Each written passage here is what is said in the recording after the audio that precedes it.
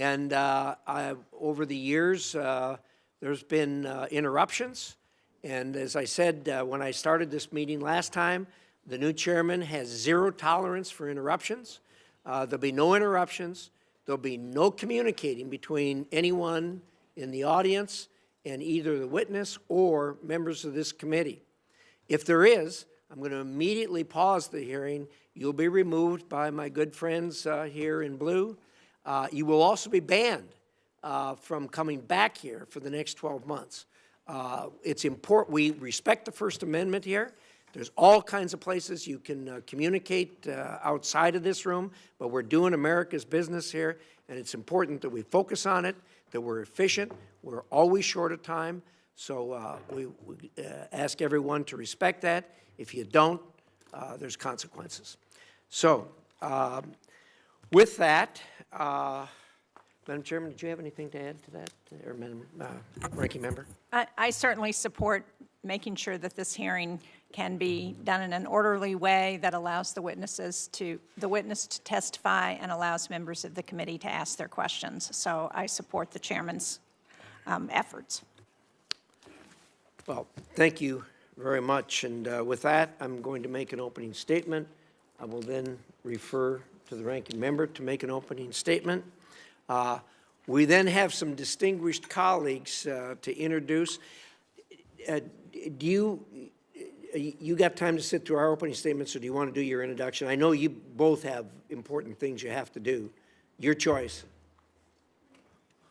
Let our colleagues go, Mr. Chairman, if I may speak. Let our colleagues go. Don't do that to them. It's not that we want you out of here, but... Right. Can we go? Shelley, go ahead. Thank you. Thank you, Chair Risch and Ranking Member Shaheen, for welcoming me to the committee. And I want to thank my good friend, Elise Stefanik, for honoring me today to have the privilege to introduce her before this distinguished committee. And I also want to say what a privilege it is to share the podium with my friend Tom Cotton. Congratulations also to both of you, your positions on this committee. It is truly an honor to be here to introduce someone who I admire greatly. The job she has been selected to carry out for President Trump is not an easy one, but it is extremely important. In its early formation, it was believed that the United Nations required U.S. leadership in both its creation and in the actual business of the organization to prevent conflict and to advance freedom. But lately, when many of us look at the United Nations, this body that is meant to advance values of peace and freedom and human dignity, we don't see those American values reflected. We see rampant anti-Semitism against the world's only Jewish state as it faces attacks from all directions. We see oppression and aggressive autocrats celebrated and elevated to leadership positions. We see China, Russia, and Iran empowered at this organization to advance their values, not the values of peace and freedom that Americans stand for. It is clear that the need to reestablish U.S. leadership at this broken institution, that we need to do that. I cannot think of anyone more qualified or more ready to fulfill that role than my friend, Elise Stefanik. I've known Elise for several years during her career in public service, and I am excited to highlight her qualifications for this important role for which she has been nominated. As a member of the House of Representatives, she has shown remarkable leadership. As a member of both the Armed Services and Intelligence Committee, she's shown an exceptional command of national security issues. Elise understands the dangerous world and the growing threats that our country faces, and she has the strength and the skill to reassert U.S. leadership on the world stage, a world stage that needs moral clarity and leadership now more than ever.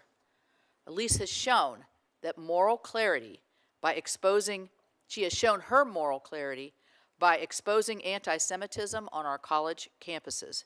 She has shown that moral clarity by posting on social media every single day about the innocent hostages taken by Hamas during the horrific attacks of October the 7th, more than 450 days later. The United Nations is a tough place. Well, Elise is from New York, but Elise has never backed down from a challenge. At the time of her first congressional election, she was the youngest woman ever elected to the Congress in the United States history. She went on to become the youngest woman ever to serve in elected House leadership. And she will confidently and skillfully execute for President Trump and for all of the American people at the United Nations. Additionally, on a personal level, Elise is a good mother. You can see her son, Sam, back here, and she's such a good mother that they have Legos on the hold, ready to go. A great wife, a great daughter, and a wonderful friend. Her steady hand and genuine caring nature, combined with her fierce intellect, will bring exactly that person that President Trump and our nation needs at the United Nations. I look forward to voting to support her when I have the chance, and I thank all of you for the opportunity to have her before you today. Thank you. Thank you very much, Senator Capito. Well said. Senator Cotton. Mr. Chairman, Senator Shaheen, colleagues, it's my honor to join Senator Capito today in introducing my friend and colleague, Elise Stefanik, as the nominee for Ambassador to the United Nations. Elise has an outstanding record of fighting for America's interests at home and abroad, and I urge members of this committee to confirm her swiftly and hopefully unanimously. The United Nations today has many problems. Chief among them are communist Chinese influence and incessant targeting of Israel. From weeding out anti-Semitism to opposing harmful Chinese and Russian policies, the next UN ambassador must help restore sanity to the United Nations. And I can think of no better person for this role than Elise. In Congress, she has unapologetically stood up to our adversaries and will do the same at the United Nations.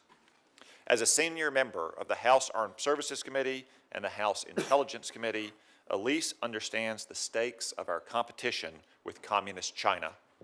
She helped stand up the China Task Force in the House, which later became the bipartisan Select Committee on the Chinese Communist Party. She also led comprehensive legislation to deter China and strengthen the United States. I've had the privilege of partnering with Elise on several of these bills, including one to ban Chinese-owned tutoring companies at our Department of Defense, and another to counter Chinese drones in America.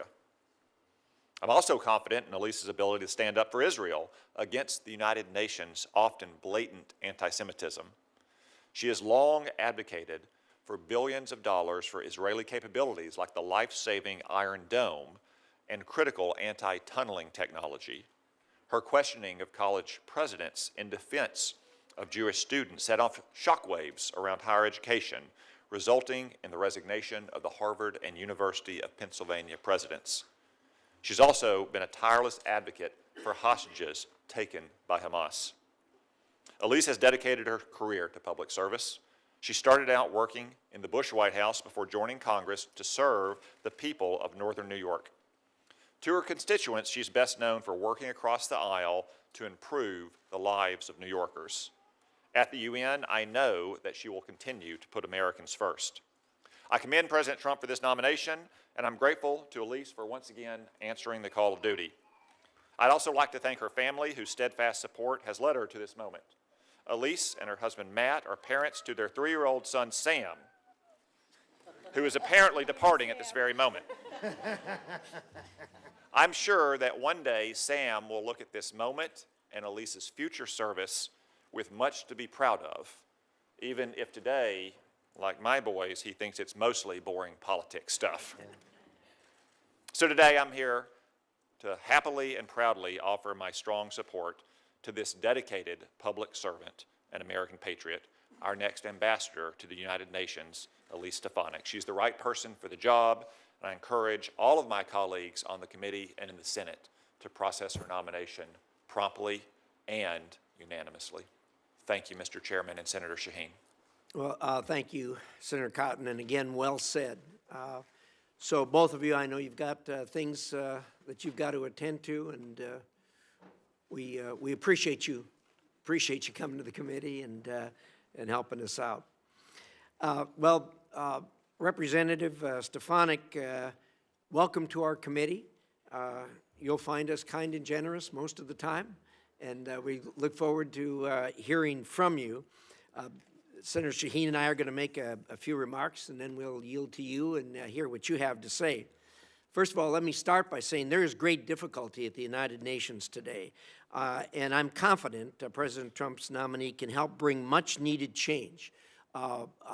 This is widely recognized by people here up on the Hill. Senator Cotton, Senator Capito both made reference to it. I know you're well aware of it.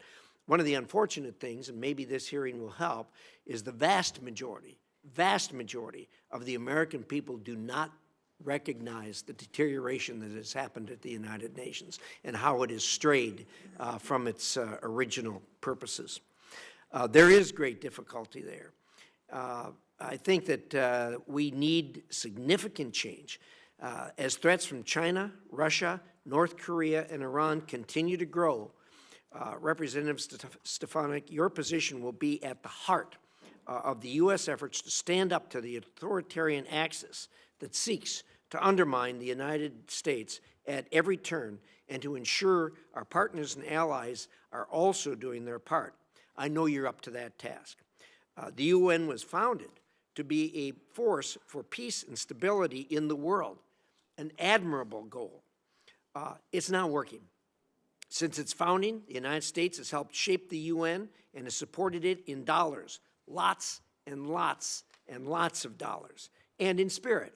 But today, the United States remains the largest funder of the UN system. We pay 22% of the regular budget, and we pay 25% of the peacekeeping budget. And what have the American people gotten for these investments? They have chaos, complete dysfunction at the UN, and a warped sense of right and wrong. In place of needed reform, the U.S. is constantly asked to give more to the UN, but over time the organization has drifted farther away from American values, putting American national security in jeopardy. Representative Stefanik, I know that President Trump has nominated you to the UN because he knows you're not afraid to stand up for the American people, ensure that taxpayer dollars are truly putting America first, and push back against the real problems, constant problems, that plague the United Nations. As the UN has expanded its mission, the amount of conflict, waste, fraud, and abuse has grown. In the UN Security Council, which is charged with maintaining international peace, security, consensus, and partnership on the many issues world faces, has become a fantasy. Critical issues that demand the Council's attention fall to the wayside.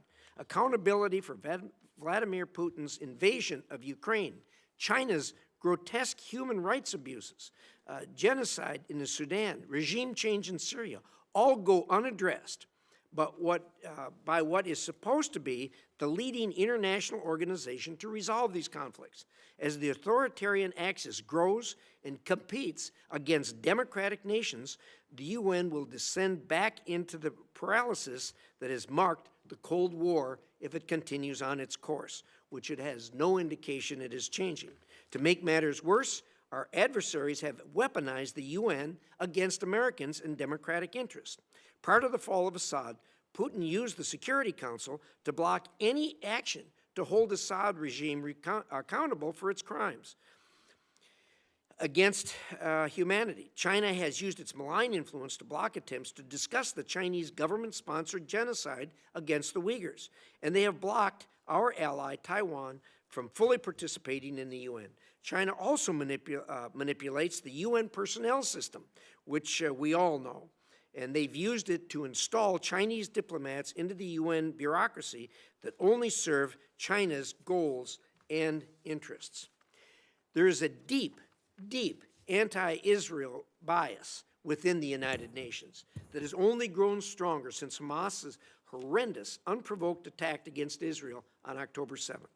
This sentiment was spearheaded by the UN Relief and Works Agency, UNRWA, which had numerous employees participate in October 7th terrorist attacks and allowed its schools and facilities to be used by Hamas. Remember, these are U.S. tax dollars that partially help fund UNRWA. For years, I have led my colleagues on legislation to end the U.S. contributions to this anti-Semitic organization, which openly employs terrorists. UNRWA must go. What I've just described is not what the American people want out of their taxpayer dollars. Our contributions should serve America's interests first, and I know you will bring that message to the United Nations system loud and clear. Representative Stefanik, I believe it is reasonable to evaluate every UN agency to determine if what they are doing is directly beneficial to America and hold them account until the answer is a resounding yes. Anything less should not be tolerated. If these agencies cannot be changed, and at this point, the U.S. should seriously examine if further contributions and indeed participation in the UN is even beneficial to the American people. I'm interested to hear your plans for change at the UN, and I look forward to seeing the tremendous work I know that you will do for our country and to make the world a safer place for future generations. Thank you. Senator Shaheen. Well, thank you, Mr. Chairman, and welcome, Congresswoman Stefanik. Welcome to your family, who's with you today as well. Now, whether fighting the spread of infectious diseases or stemming the flow of fentanyl that kills Americans, combating transnational crime that costs Americans billions of dollars, negotiating political settlements to dangerous conflicts, the work of the United Nations directly affects Americans all across this country. We benefit from UN peacekeeping missions that would otherwise fall to the American military. We are better off because of efforts to stabilize societies and provide life-saving assistance in places like Sudan, Syria, and Ukraine. And we don't just do this out of the goodness of our hearts. We fund these efforts because they make Americans, as Secretary Rubio said in his hearing, safer, stronger, and more prosperous. Equally important, if we don't do it, our adversaries and competitors will. Representative Stefanik, welcome again to this committee. Congratulations on your nomination to be U.S. Ambassador to the United Nations.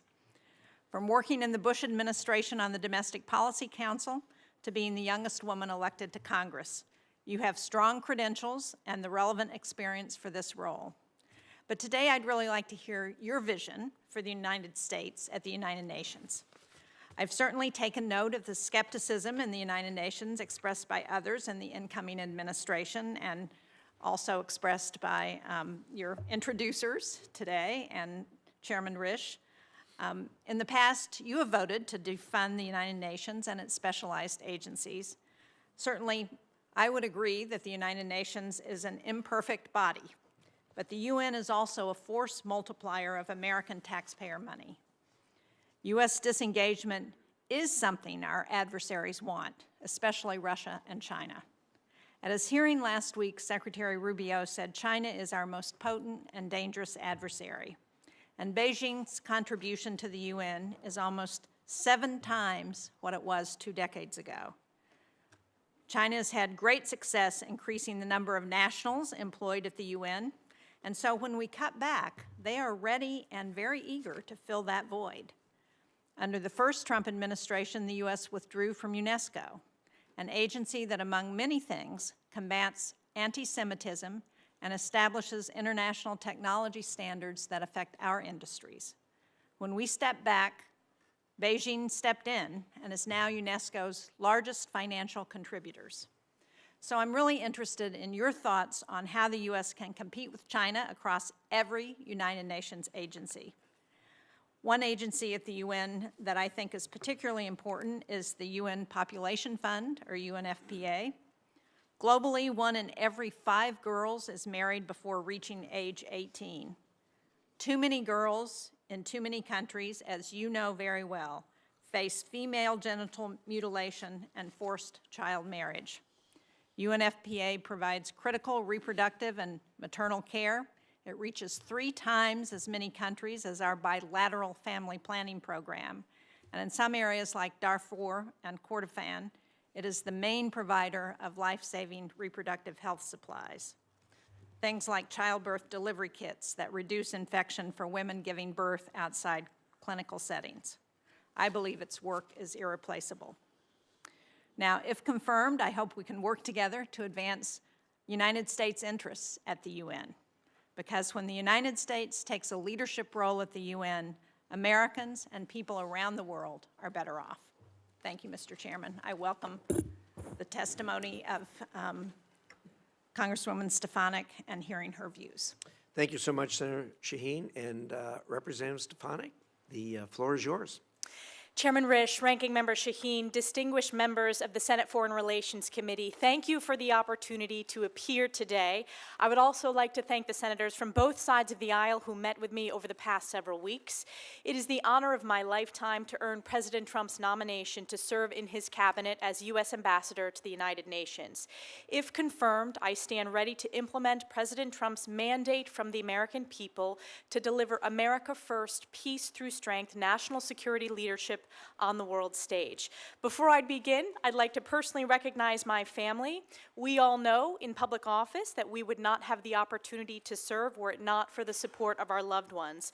I'd like to begin with my mom, dad, and brother, Melanie, Ken, and Maddie. My dad was here with me today, and my mom and brother are watching closely from upstate New York. There is no question that I would not be here without their lifetime of unconditional love, support, and encouragement, and for that I am forever grateful.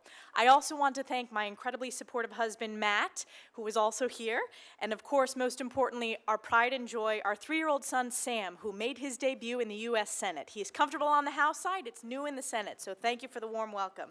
Sam is by far our greatest blessing.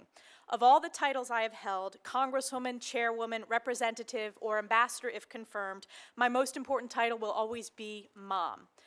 I appear before you today as a daughter, sister, wife, mother, Congresswoman, a patriotic upstate New Yorker, and a proud American. I believe deeply in the American dream because I've had the opportunity to live it. I was born and raised in upstate New York, the cradle of the American Revolution. I grew up in a small business family where my parents instilled in me the importance of hard work, ingenuity, and grit. I was blessed to be the first member of my immediate family to have the opportunity to graduate from college.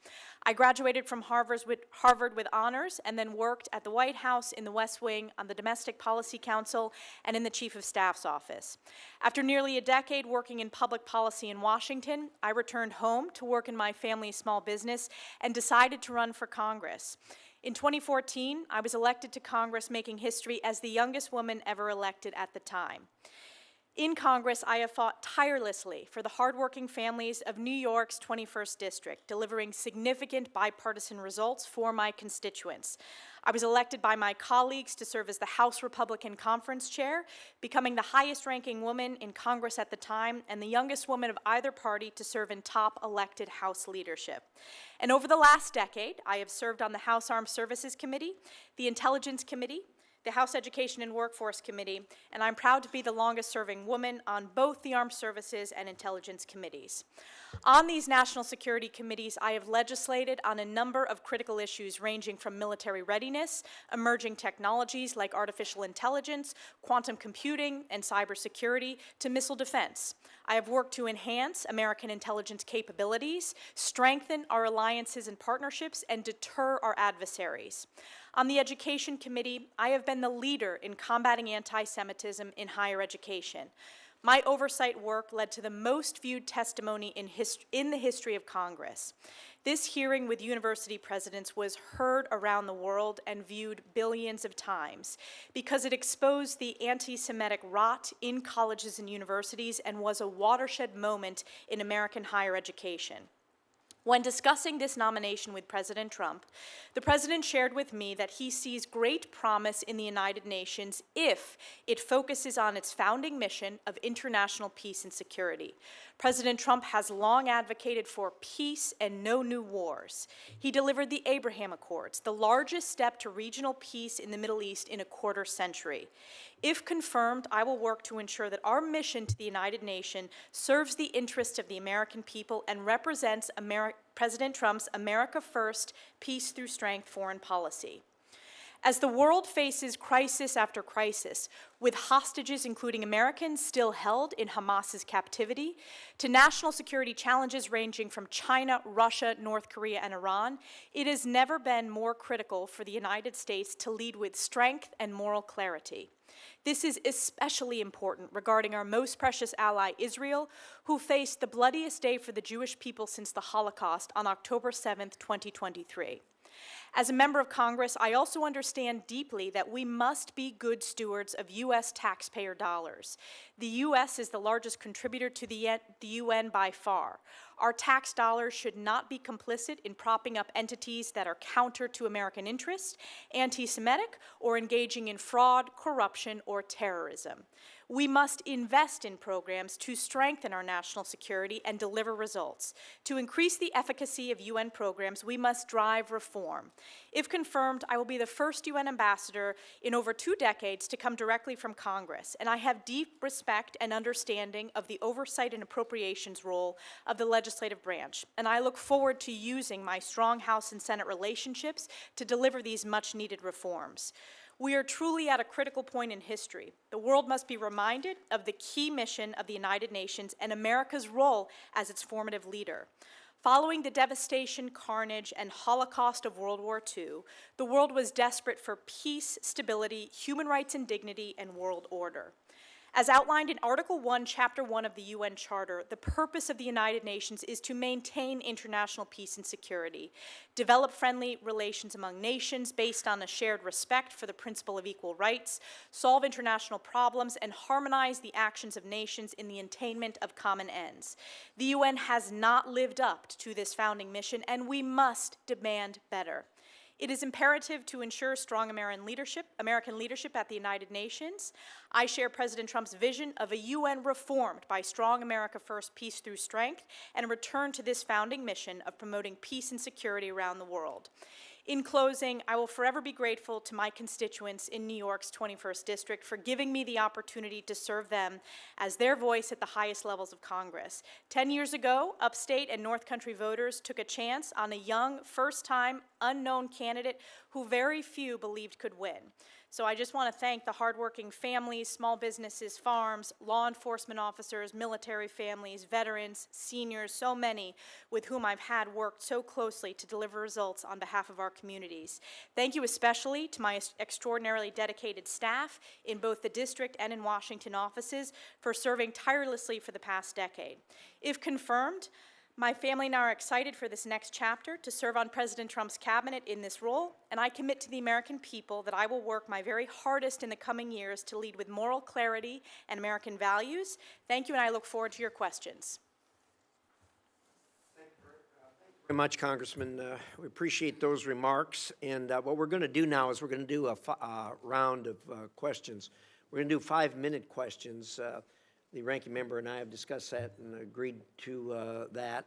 That doesn't mean that doesn't mean it's going to end it. We're going to attempt to do another 5-minute round for those who are anxious to have more questions answered. So with that, let me start.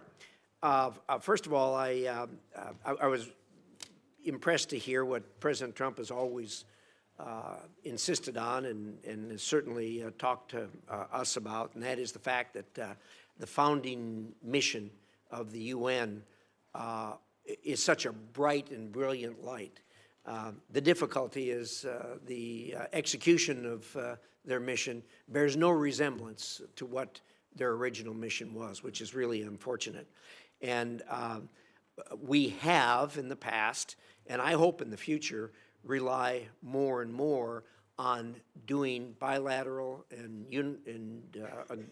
multilateral agreements with other countries without the United Nations, and to perform some of the things that the United Nations is attempting to do ourselves.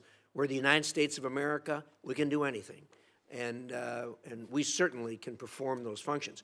The best example I can give you is the Abraham Accords. The Abraham Accords are probably going to be looked at in history as a turning point in the Middle East. It was done under President Trump last time. It was President Trump's administration who was the leading force on this, and the United Nations had absolutely nothing to do with it. And it is a great success in the Middle East, or a place where you see very few great successes. So we can do these things. We put a tremendous amount of money into the United Nations to do things that we can do. For instance, feeding folks. We do a lot of it ourselves through USAID, but we do a lot through the UN. In doing that, The UN has hired, for instance, UNRWA to do it, an organization I don't want anything to do with. I don't want any connection to UNRWA. And yet, here we are working with them. So I think there's a lot of things that we can do to start with that will ratchet down the number of people that are clogging the New York streets up there with employees from other places, and make it a mission that's our own. Your thoughts?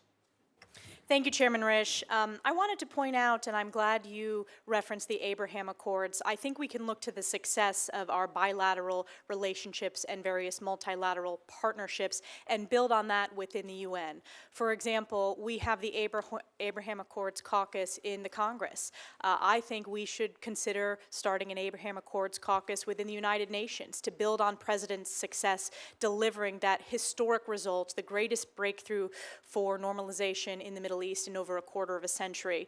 I do share your commitment, Chairman Risch, to being good stewards of U.S. taxpayer dollars and ensuring all of our investments to any foreign policy strategy, and this goes hand in hand what Secretary Rubio testified, represents our American interests. Does it make America safer? Does it make America stronger? And does it make America more prosperous? So I hope to work effectively with this committee, our oversight members and our appropriators to ensure that we deliver reform and ensure that each dollar is going to strengthen our national security. I think we can look to the programs that are successes, which typically have strong American leadership and voluntary funding. One example is the World Food Program, which has significant bipartisan support on this committee in both chambers of Congress, and it's supported by the American people.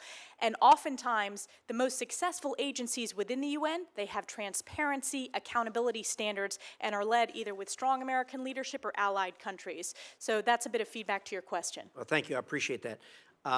Just very quickly, one of the things that has really concerned me in recent years is we keep getting outvoted at the UN. And it turns out that every country has one vote. And then when you look around and you look at these countries that are voting against us, you find out that you got the Chinese in there spreading money throughout their government, to individuals in their government, to projects in these dinky little countries, and they buy their vote. This is a real problem, and it's a kind of thing that gets us to the point where we can't even get a resolution that condemns Russia for their invasion of Ukraine in absolute violation of the foundations of the United Nations. And when the Secretary General comes to see me, I always crank on him and say, look, you guys can't even get a resolution condemning this. What are you doing for us? How are you making this work? And I get a word salad in response. Your thoughts on this problem with the Chinese buying off these smaller countries? It is no question, Chairman Risch, that the CCP has made significant inroads. This is a long-term strategy that they have at the United Nations, and we need to have strong American leadership working with our allies to push back on this. As you pointed out, every country, no matter what its size, gets one vote. I believe we need to have a strategy to push back, particularly on the CCP's inroads within the global south and even within the Western Hemisphere. I think we need to build on our, as you said, bilateral partnerships and make sure they understand the importance of a two-way partnership with the United States. I also think that the personnel strategy of the CCP has been of particular concern within the UN.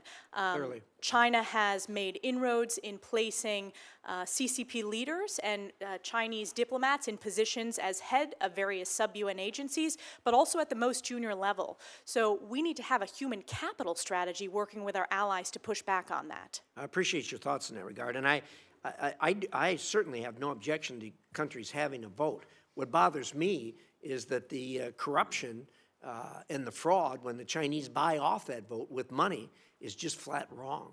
Thank you for your thoughts. Senator Shaheen. Thank you. Again, Congresswoman Stefanik, welcome, and thank you for your willingness to continue to serve this country and for your past service in the House.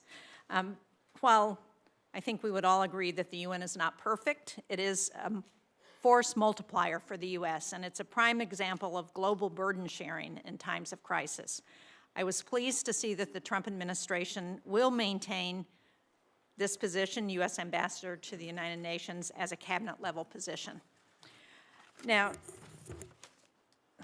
you've talked a little bit about this already in your responses, but How will you make sure that the work of the UN is understood to help advance U.S. interests around the world? And more important, how can you help convince members of Congress who are skeptics that our contributions and leadership in UN agencies must continue in order to prevent China, Russia, Iran, and other U.S. adversaries from assuming these roles? Thank you so much, Ranking Member Shaheen. I appreciated our opportunity to visit ahead of time. I will start with your question related to how we convince the American people and elected officials of the importance of investments. I think, as I pointed out to Chairman Risch, doing a review of all of our dollars going into various UN agencies and looking at what are most effective. Typically, UNICEF is another example, in addition to World Food Program. We voluntarily commit, it maintains bipartisan support, and it delivered significant results for millions around the globe, and it strengthens our national security. So when it comes to those key questions, does it make America safer, stronger, and more prosperous? I believe those are examples of programs that do. I clearly think there are certain programs that are not meeting the mission of the UN, the founding principles. UNRWA is an example, and we will likely have a policy disagreement upon that.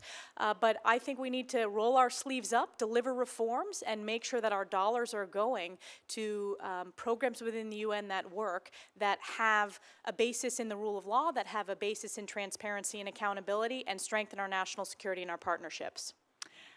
Well, thank you. I would point out that right now we're not funding UNRWA. Absolutely, and I voted to defund UNRWA. One of the things I talked about in my opening statement was UNFPA. So the opportunity to provide family planning, maternal health care, midwife training, interventions to halt child marriage, to address the practice of female genital mutilation, and to help ensure healthy families. Will you commit to personally reviewing UNFPA's work before the administration makes any decision about invoking the Kim Kasten law? Yes, if confirmed, I am committed to doing a review, as I said, across the UN programs, but specifically UNFPA. I think it's very important that we do a full review, as the President announced the executive order today as well regarding all of foreign aid, and I would make sure that we are being good stewards of U.S. taxpayer dollars. I do want to point out I have a very strong record when it comes to standing up for women's health issues, particularly addressing maternal mortality rates, addressing pre- and postnatal care, addressing infant malnutrition, and I think that is very important, and that you have my commitment to do that review if confirmed. Well, thank you. I appreciate your record on that, and I think it's very important to remind everyone that women make up half of the world's population, and we need to do what we can to ensure that their health is also protected. In April, you said that Vladimir Putin's war in Ukraine constituted genocide, April of 2022. You called for the delivery of security assistance to Ukraine. At the UN, we've seen inconsistent support for Ukraine. We've seen greater support on initiatives to support Ukraine and less support on initiatives to hold Russia accountable. If confirmed, can you talk about how you might use your role as UN ambassador to address and punish Russia's ongoing attempted genocide in Ukraine? I support President Trump's commitment to bringing this war to a resolution, to stop the killing, and he campaigned on that issue, and he feels very deeply, and I support that. And I believe it falls squarely in line with the founding mission of the United Nations to bring international peace and security. If you look at my record over the course of my time on the House Armed Services Committee and the House Intelligence Committee, I have a very strong record when it comes to deterring Russia, pushing back on Russia, including during President Trump's term, voting for defensive lethal aid to Ukraine. I believe peace through strength is our strongest deterrence, and I'm very proud that during President Trump's first term, it was the only president where Putin did not invade another country because of that strong peace through strength leadership and the rebuilding that we passed through the National Defense Authorization Act and President Trump signed into law. So I think our effort should be my effort will be supporting President Trump's mission to bring that to a resolution and to deter Russia in the long term. And so how do we hold Russia accountable for some of the human rights abuses that have happened in Ukraine, for their destruction of infrastructure in the country, for the lives that are lost? Clearly, this is a war that is only Vladimir Putin's initiative that has started. So are there things we can do at the UN that will hold Russia accountable?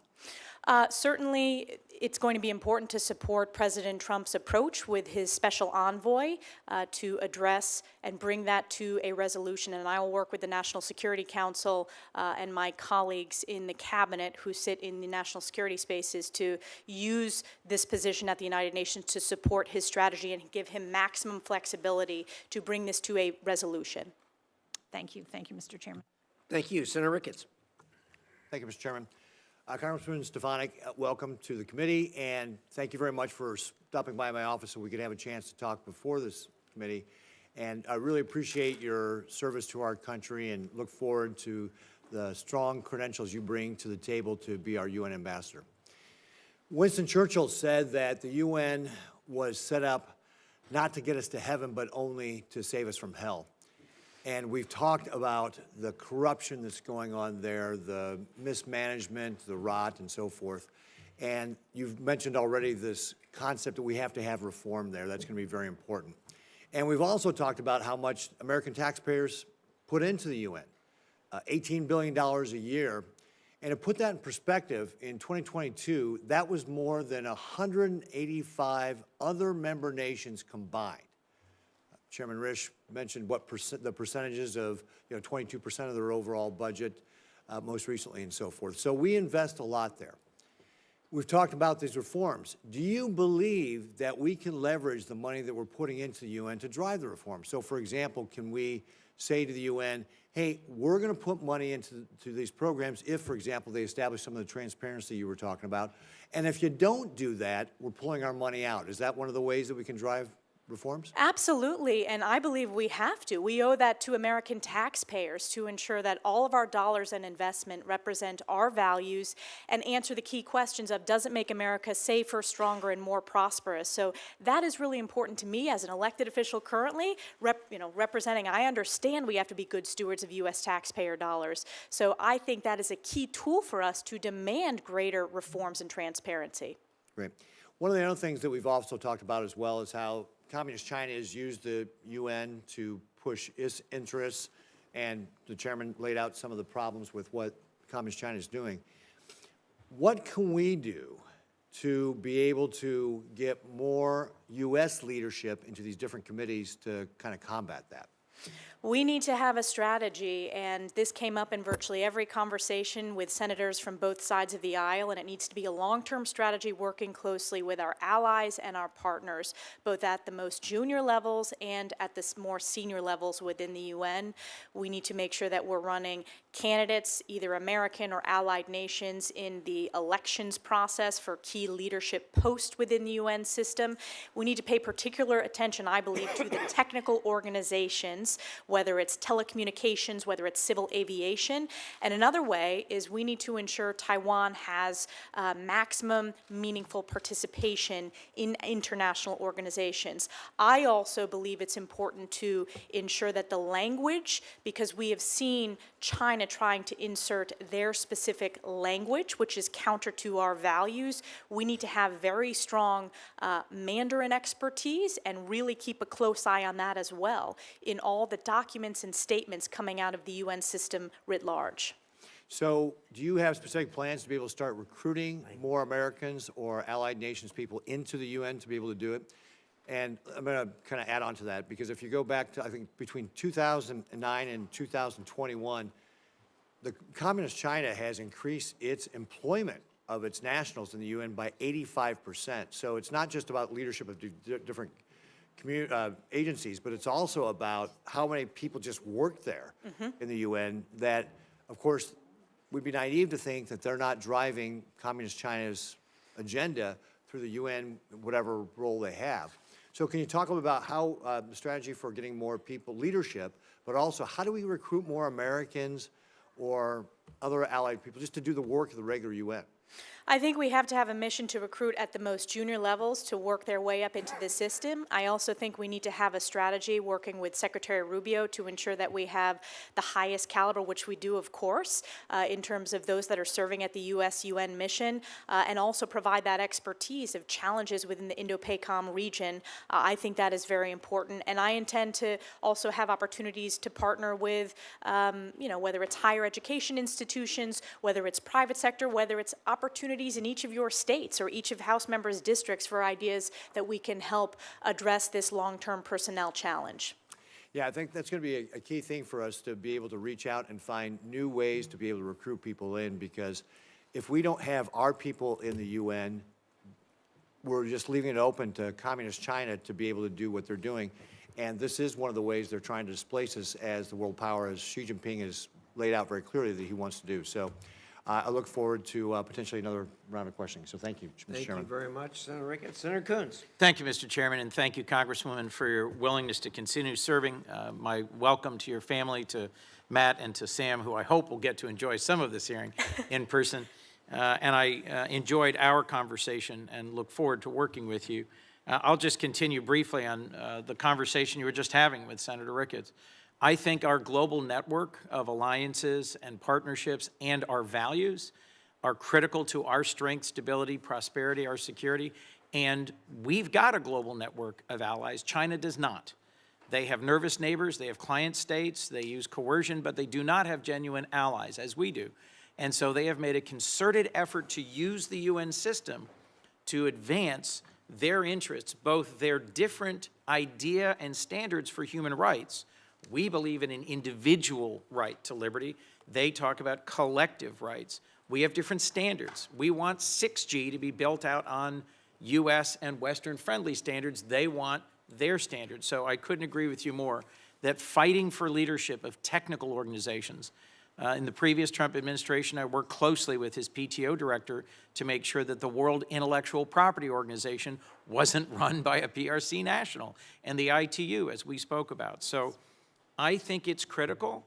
We do have a strategy. I worked closely with Ambassador Linda Thomas-Greenfield on this. As the chair of the appropriating subcommittee, Senator Graham and I worked well together with her to increase funding for junior professional officers, to increase funding for the US-UN mission. If confirmed, will you commit to continuing this work to make sure that Americans and American-friendly leaders compete for and succeed at leading the technical organizations of the UN and compete for and succeed at staffing the junior levels of the UN? Yes, thank you, Senator Coons, and I enjoyed our discussion.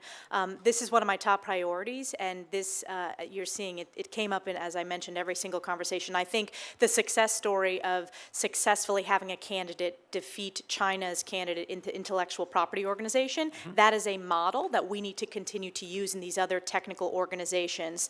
And that is, there is bipartisan support. As Tom Cotton mentioned in his opening statement, I was one of the founding members of the China Task Force, which of course led to the setting up of the bipartisan China Select Committee. So there's bipartisan interest, and I also support your approach of strengthening and building on our strong alliances, whether it is AUKUS, whether it is building on the relationships within the Quad, whether it's ASEAN. We have an opportunity to build on those organizations, I think, as partnered within the UN system. Chairman Risch referenced the sometimes frustrating dysfunction of the UN Security Council, the fact that both Russia and China have used it to block accountability measures.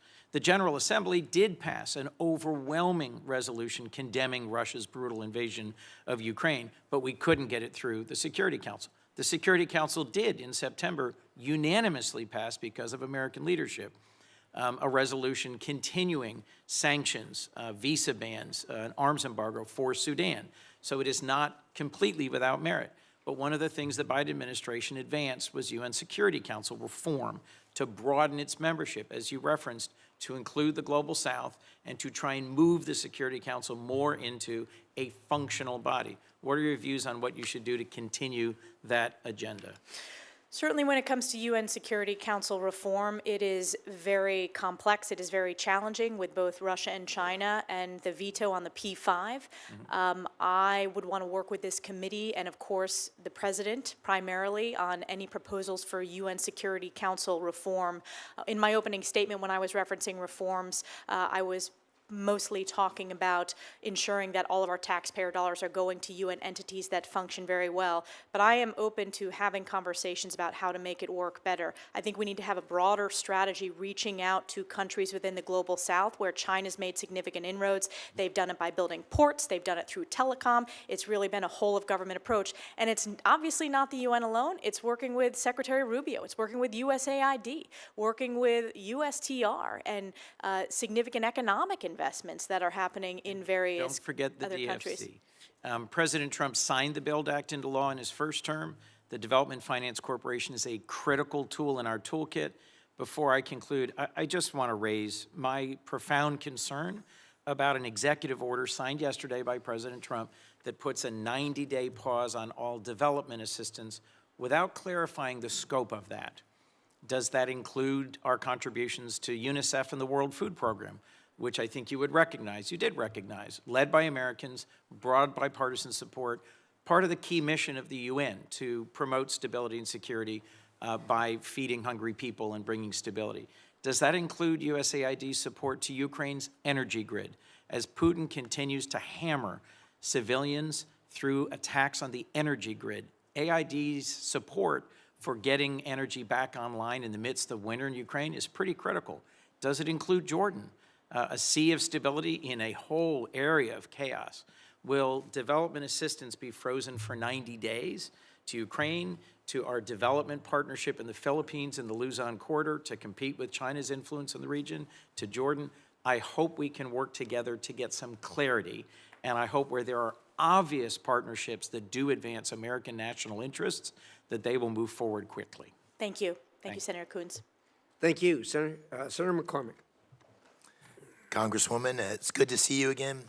My wife, Dean, and I have known you for, I think, more than 20 years, so I'm thrilled that President nominated you for this important role. Forgive my voice. I think I've been celebrating making America great again a little too much. As we discussed when we met in my office, I'm deeply troubled by the virulent anti-Semitism and anti-Israel bias at the United Nations.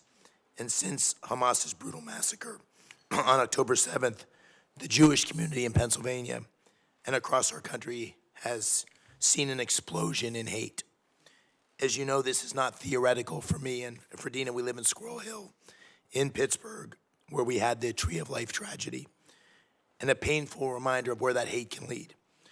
In Congress, you've done an incredible job of pushing back against anti-Semitism in our nation's institutions. You exposed the presidents of the three leading universities for their lack of moral clarity. And I was one of the first to call for the firing of the president of UPenn because of the tough questioning that you forced her and other presidents to leave office. I'm confident you can bring that same fire and effectiveness and leadership to the UN. And let me start by asking how you'll fight back against anti-Semitism and bias against Israel within the UN. Hamas terrorists have been operating with impunity from UNRWA facilities, and UNRWA employees even participated in the massacre on October 7th. So beyond funding, how will you work with our allies to end UNRWA's mandate and shift legitimate humanitarian functions to other UN organs or trusted NGOs? Thank you so much, Senator McCormick, and thank you for your leadership combating anti-Semitism. I know it's important to the American people and it's important to Pennsylvanians, and something that I am deeply committed to doing in this role. It's one of the reasons why, in my conversation with President Trump, I was interested in this position, because if you look at the anti-Semitic rot within the United Nations, there are more resolutions targeting Israel than any other country, any other crisis combined. And we have significant national Security Councils, the anti-Semitism, whether it's UN Women failing to condemn Hamas's terrorist attack and terrorist regime against innocent civilian women, using rape and targeting women specifically, taking them hostage. I am overjoyed that those 3 young women hostages were returned home. We need to stay committed to ensuring every hostage is brought home. I've met with many hostage families. This position, we need to be a voice of moral clarity on the UN Security Council and at the United Nations at large, for the world to hear the importance of standing with Israel. And I intend to do that. This year will mark the 50th year since the disgraceful Zionism is Racism resolution at the United Nations. And at the time, our U.S. Ambassador, Daniel Patrick Moynihan, spoke out strongly against that disgraceful resolution. That is the type of leadership that I hope to bring, if confirmed, to the United Nations. And President Trump has a tremendous record when it comes to standing with Israel, whether it's the Abraham Accords, whether it's his commitment to combating anti-Semitism, or recognizing Jerusalem as the eternal capital of Israel. This is a strong, strong record, and I hope to do that at the UN if confirmed. Thank you. As is already noted, the Chinese Communist Party has a deliberate strategy to use the UN Human Rights Council and other parts of the UN system to propagate its false narrative on human rights and legitimize its authoritarian agenda. How will you push back on the CCP's attempts to co-opt international institutions like the UN to undermine U.S. interest? Thank you. As you can see, there's quite a theme here with many senators raising this deep concern about CCP's inroads and China's inroads broadly in international organizations. I think it goes back to working with our partners and allies, making sure that we are strengthening those relationships, that we are ensuring that we have a strategy to ensure that the CCP is not able to make inroads at the most senior levels of these technical organizations and of agencies across the UN writ large. This was another of my top priorities that I expressed in each and every meeting with all of the senators from both sides of the aisle. Thank you, and I'll try to squeeze in one last question. I was so glad that President Trump withdrew from the UN climate accords last night. How will you advocate for American energy dominance and an all-of-the-above approach to energy security at the UN? Again, I want to make sure that we're representing American values, American interest. I am the United States ambassador, if confirmed, to the United Nations, and that means supporting strong American energy dominance and not giving a free pass to the biggest polluters like China in the world. When we have the cleanest water, the cleanest air, and the best record when it comes to an all-of-the-above energy approach, moving back to the successful policies of President Trump in his first term, when not only was America energy independent, we were energy dominant. So that is my commitment. Thank you. Thank you, Senator McCormick. Senator Kane. Thank you, Mr. Chair, and congratulations, Representative Stefanik, for the nomination. I really appreciated the meeting that we had in our office. You and I have some political differences, of course, but we talked that day about items on which we agree. We had some on which we disagreed, and we had a couple of others where you said your position is one that President Trump doesn't agree with. And I like that candor, and I like the fact that we had a good exchange. I'm grappling with that and some of the partisan comments you've made in the past. An article that I'd like to put in the record, National Public Radio article, How the Replacement Theory Went Mainstream on the Political Right, from May of 2022. On Monday morning, Stefanik tweeted, "Democrats desperately want wide-open borders and mass amnesty for illegals, allowing them to vote." I'd like to put that in the record. Without objection, it will be included. Now, that was a campaign tweet, and I can separate campaign rhetoric from governing rhetoric. I don't view things like that as disqualifying. They do raise questions. But at least we had a good meeting. We talked about important issues and shared ideas. I'm going to say something here that I wish I could have said at an Armed Services Committee hearing, but we had it in closed session.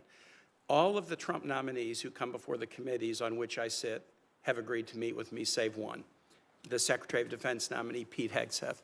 He's written that he thinks Democrats are evil. He's written that he thinks Democrats are the adversary. And he refused to meet with any Democrat on the Armed Services Committee, save the chairman.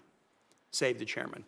Yesterday, in a closed hearing, we were asked to forward his nomination to the floor, even though it had not been pending to the committee for sufficient time. My colleagues asked, hey, why would we give a waiver to someone who wouldn't even agree to meet with us? That nominee would disrespect Democrats, okay, that's fine. But I didn't think my committee colleagues on the Armed Services Committee would have disrespected us. And I'll just say to all of my Republican colleagues here, if there is ever a nominee by any president who refuses to come meet with you when you're on the committee of jurisdiction overseeing that nominee, I will publicly raise hell on your behalf. Nominees should meet with the committees, just as Representative Stefanik did. And Representative Stefanik, while I have a question about some of the campaign rhetoric, I'm not going to ask you about it because that's in the past. I do appreciate the fact that you were courteous, informed, civil, and candid in the meeting with me. I told you I had two concerns, engagement and the Western Hemisphere. You've convinced me that you were nominated for this position not to disengage, but to engage, and I appreciate that. In fact, you wanted this position, and you wouldn't have wanted it otherwise, and that's great. On the Western Hemisphere, you're going to be working with the Secretary of State we approved unanimously yesterday, our colleague, Senator Rubio. Senator Rubio talked at some length about a number of topics on the Americas the other day, and I want to ask you about one that is particularly challenging right now, and that's Haiti. The situation in Haiti is a disaster. You know that. I mean, you've been on these committees overseeing American national security, and you know that issues like Haiti create immigration challenges and all kinds of other challenges that are bad on the humanitarian front and can cause problems for allies like the Dominican Republic and cause problems for us. We now have a security operation in Haiti being led by Kenyans with the assistance of other nations, with the financial support and assistance of the United States. Senator Rubio talked at some length here on last week about how important it was that we stay engaged on that. I'd like to know kind of what your thought would be, should you be confirmed at the UN, for what the U.S. can do to try to help Haitians find a next chapter that is a peaceful one. Yes, thank you, Senator Kane. Appreciate the opportunity to sit down with you. I know we serve on the National Endowment for Democracy together, and there's been significant bipartisan results delivered through that program funded by Congress. I wanted to just point out, I stand strongly for border security. And that was what the tweet you referenced was related to. And I would point out that in the sector that I represent, the Swanton sector, there was a Border Patrol officer killed in the last 24 hours. Are there any Democratic senators that you think are for open border and mass amnesty for illegal undocumented Well, people? I would point out that Democratic think tanks and rhetorics have talked about... I'm asking about senators. Any Democratic senators you would level that charge against? I think there are Democrat senators who have supported open borders. What I was doing is clarifying when you pointed out a headline from an article. Not a headline, a quote of yours. Which was related to border security, and we just had an overwhelming popular vote for President Trump where border security was top of the mind. Well, I think it's important to note, I do stand by my rhetoric standing up for strong borders, and the American people overwhelmingly support that. Related to your question related to Haiti. My time is over, so let me just conclude and say this. When I've been on this committee and in the Senate, I was part of a bipartisan deal that put $46 billion of border security on the table that the House Republican majority killed, and another deal that put $25 billion of border security on the table in 2018 that President Trump killed. And I was just part of a bipartisan deal in the last year that was significant about bipartisan border security on the border that President Trump killed. The notion that Democratic senators are for open borders and allowing illegal aliens to vote is a fantasy. And so I really appreciate the opportunity to meet with you, but now I have questions about if you'd fall for a fantasy. I'm going to have that to ponder that, and I yield back, Mr. Chair. I do want to address that, Chairman Risch, if you give me the latitude to do so. We are very proud that on the House side we passed H.R. 2, the most significant border security package that Chuck Schumer failed to bring up in the Senate. That would return to the effective policies of President Trump. And again, the American people voted loudly and clearly when it came to securing our borders and the failures of the past 4 years. I'm not going to apologize for my commitment to securing the border when I represent a significant part of the U.S. Major sector, the Swanton sector, where we've had a skyrocketing of illegals crossing there. On the issue of Haiti, which I think is important, and it is a bipartisan concern, obviously it's a humanitarian significant challenge in our hemisphere. Working with Secretary Rubio, we need to have a strategy. I'm deeply concerned. It is very complex. There is no simple solution. And that is an area where we need to continue to have discussions with the committees of oversight. I'm very concerned on the Intelligence Committee briefings I've received about the crisis in Haiti, so I look to work with Secretary Rubio to support his commitment to the Western Hemisphere, specifically the complexities of the humanitarian challenges within Haiti. Senator Hagerty. Thank you, Mr. Chairman. And Congressman Stefanik, I just want to congratulate you for being here. I'm very pleased to see your nomination to be the next ambassador, the next United States ambassador to the United Nations, and I look forward to working with you very closely. Before I get into specific questions, I'd like to just ask you a very broad one in terms of what your vision is for the U.S. mission to the United Nations, and in terms of our posture at the outset going in, and then where you'd like to see it 4 years later. Thank you so much, Senator Hagerty. It is great to have worked with you over the past few years and your expertise, both having served as an ambassador in the first Trump administration and your incredible work in the U.S. Senate on this committee. My vision is making sure that we're supporting President Trump's America First, Peace Through Strength agenda, that we are good stewards of U.S. taxpayer dollars, and that we return to the founding mission of the United Nations, which is international peace and security, very much aligned with President Trump's commitment to peace and no new wars. I think there are reform opportunities that we need to work with. This committee, hearing after hearing with various ambassadors, have talked about reforms. I want to roll up our sleeves and get it done, demanding transparency and accountability, actually having the answers of where each taxpayer dollar goes within the UN, which, as Chairman Risch has referenced in previous hearings, we haven't not gotten the answer to because there's not that amount of transparency. Standing with Israel is critically important, particularly as there are hostages still being kept today by Hamas, pushing back on the CCP, and then strengthening our partnerships and allies, working with Secretary Rubio to make sure that his reform vision for the State Department, that, as he said in his hearing, this is not about reforming, it is about improving over the long term. We want to improve to deliver results. Well, I appreciate that very much and look forward to working with you in multiple respects to make that happen. One of those areas will be through our commission to modernize and reform the State Department, that I look forward to working with Senator Coons as we co-chair that effort. Let's get to a couple of specifics. Senator McCormick touched on this. I'd like to drill a little bit deeper into UNRWA. This is a particularly problematic organization, in my view, long before the October 7th Hamas massacre that took place. I've been calling for the United States to cease funding UNRWA, to send a very strong message.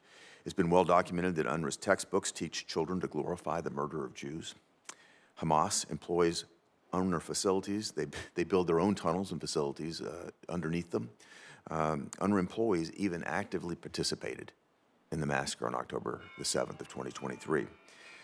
In January 2021, the Trump administration announced that less than 5% of people registered as refugees with UNRWA actually met the internationally recognized criteria for refugee status. That demonstrates that UNRWA is a fundamental mechanism through which this Israeli-Palestinian conflict is perpetuated. President Trump rightfully stopped sending U.S. taxpayer funds to UNRWA. President Biden decided to reinstate funding without insisting on significant reform, and I was quite disappointed by that. Congress was correct, I believe, in defunding UNRWA last year. I believe the prohibition should be permanent. My question for you is, how do you think you should deal with UNRWA? How do you think we should address U.S. taxpayer funds having gone to an organization like that has been directly complicit in terrorism in the October 7th, 2023 attack? We should never tolerate any U.S. taxpayer funds going towards terrorism. As in my question with the ranking member, Shaheen, I was one of the members that voted to defund UNRWA. I was one of the leaders in standing for that important appropriations vote, which there is a bipartisan consensus on, with significant members, Republicans, as well as some Democrats who voted to defund it. I think we can look to organizations within the UN system, such as UNHCR, such as the World Food Program, working with USAID, which are proven organizations. They still need, reform efforts and modernization, but don't have the terrorist ties that UNRWA had, particularly that were exposed during the October 7th Hamas attack against Israel, whether it was Hamas's leader Sinwar carrying an UNRWA teacher's passport, or whether it was the UNRWA office above a Hamas data center, or individuals within UNRWA who participated in the terrorist attack against Israel on October 7th. So that I fully support the president's commitment to defunding, and I'm proud to have voted for that in the Congress. Great. Well, I have several more questions, but I just want to touch on one last one very quickly, and that has to do with accountability at the World Health Organization. You take into consideration the concerns around the COVID pandemic, what happened there, the WHO role there. President Trump, I believe, rightly withdrew us from supporting and funding WHO. President Biden put us back into that, into being a funder. In fact, the largest funder, $1.3 billion so far to that organization from United States taxpayers. What are your thoughts on the accountability that we've received so far, and where would you like to take that? Thank you. I support President Trump's decision to walk away from WHO. WHO failed on a global stage in the COVID pandemic for all the world to see, and instead spewed CCP talking points that I believe led to not only false information, but dangerous and deadly information across the globe. We cannot tolerate entities that are taken over by CCP propaganda. So I strongly support. President Trump knows when to engage and knows when to walk away. He was right in his decision to walk away from WHO, and I support that. I was pleased to see that action yesterday as well. Thank you, Mr. Chairman. Thank you. Senator Booker, you're up. Thank you very much, Mr. Chairman. It's good to see you, and I thank you for the time that you gave me in a very hurried inaugural weekend. Yes. It was amazing that we were able to fit that in. And I want to echo some of my Senate colleagues who just said you are very informed and seem to be extraordinarily committed to this task and this goal, and I'm grateful for that. I want to jump in on some of the things we talked about right away. I'm so grateful for Senator Kaine bringing up Haiti and the importance for us to come up with some bipartisan foreign policy agenda or strategy to deal with that crisis there. I want to bring attention to the conflict in Sudan, which has created the largest and fastest growing humanitarian crisis in the world. We see right now tens of millions of people in need of assistance. The humanitarian crisis from hunger and malnutrition all the way to political destabilization in neighboring nations like Egypt, which are seeing this extraordinary overflow of urgencies as a result of the immigration and displaced people that are landing in that country. I'm deeply concerned about recent reporting from the New York Times stating that the SAF has used chemical weapons on at least 2 occasions, and I am really believing that we are lacking the kind of pressure on a lot of our allies and other nations that are involved in this conflict. And so this is a real time for, and as I talked about now, Secretary of State Rubio, about really aligning a diplomatic strategy in trying to bring about an end to this conflict, which will not be solved ultimately through the use of military conflict and needs a diplomatic solution. And so for now, in the short term, the need to protect civilians is paramount. And this is an issue where obviously, should you be confirmed, you can lead. And I think, in my opinion, one of the things that it's been lacking from is just a general prioritization. So first and foremost, will you commit to prioritizing Sudan and an end to this horrific humanitarian crisis and politically destabilizing reality we see now? Yes, absolutely. And I think that's one of the great responsibilities of this role is prioritization of what we speak out against on the world stage at the United Nations. And I'm grateful for this committee's bipartisan work on the Sudan Accountability Act. The special envoy position is very important, and raising the awareness within the public of how significant this humanitarian crisis is. And the challenge we have is there's implicated nations in supplying arms to this conflict. I'm wondering if you have some thoughts about how you could use your position to try to bring about an end of the cooperative parties that are fueling the conflict. Absolutely. I mean, we will have to have strong conversations led by the President and Secretary Rubio with the UAE, the Egyptians, the Saudis, and that will be critical. I'm not going to get ahead of the Secretary of State and the President, but certainly will be supporting them at the U.S.-UN mission to do so. Okay, and then just the ideas of refugee assistance in the area and some of the specific, as we talked about, some of the specific UN agencies that really are the lead in providing that. And it's concerning to me, and I know I heard Senator Coons point this out, this idea of pausing some of this aid at this time for 3 months could have sort of a cataclysmic impact, not just on the humanitarian crisis, but also on the stability of some of our allies in that region, specifically from the Chad-Sudan border to Egypt as well. Some of the life-saving work done by UNHCR, the World Food Program, and more. And I'm just wondering if you could share with the committee some of your thoughts about how to navigate the urgent importance of these UN agencies and their ongoing work. I think, again, World Food Program is a very successful program. It's results-focused. Its significant voluntary funding piece is a testament to that and the significant bipartisan support, and it is beneficial to America from a national security perspective, but also from an agricultural perspective, from an agribusiness manufacturing perspective as well, an American workforce perspective. So I think we need to look at all of our programs, do an assessment of, do they answer the questions of, does it make America stronger, safer, more prosperous? That should be our guiding light, and America First, peace through strength.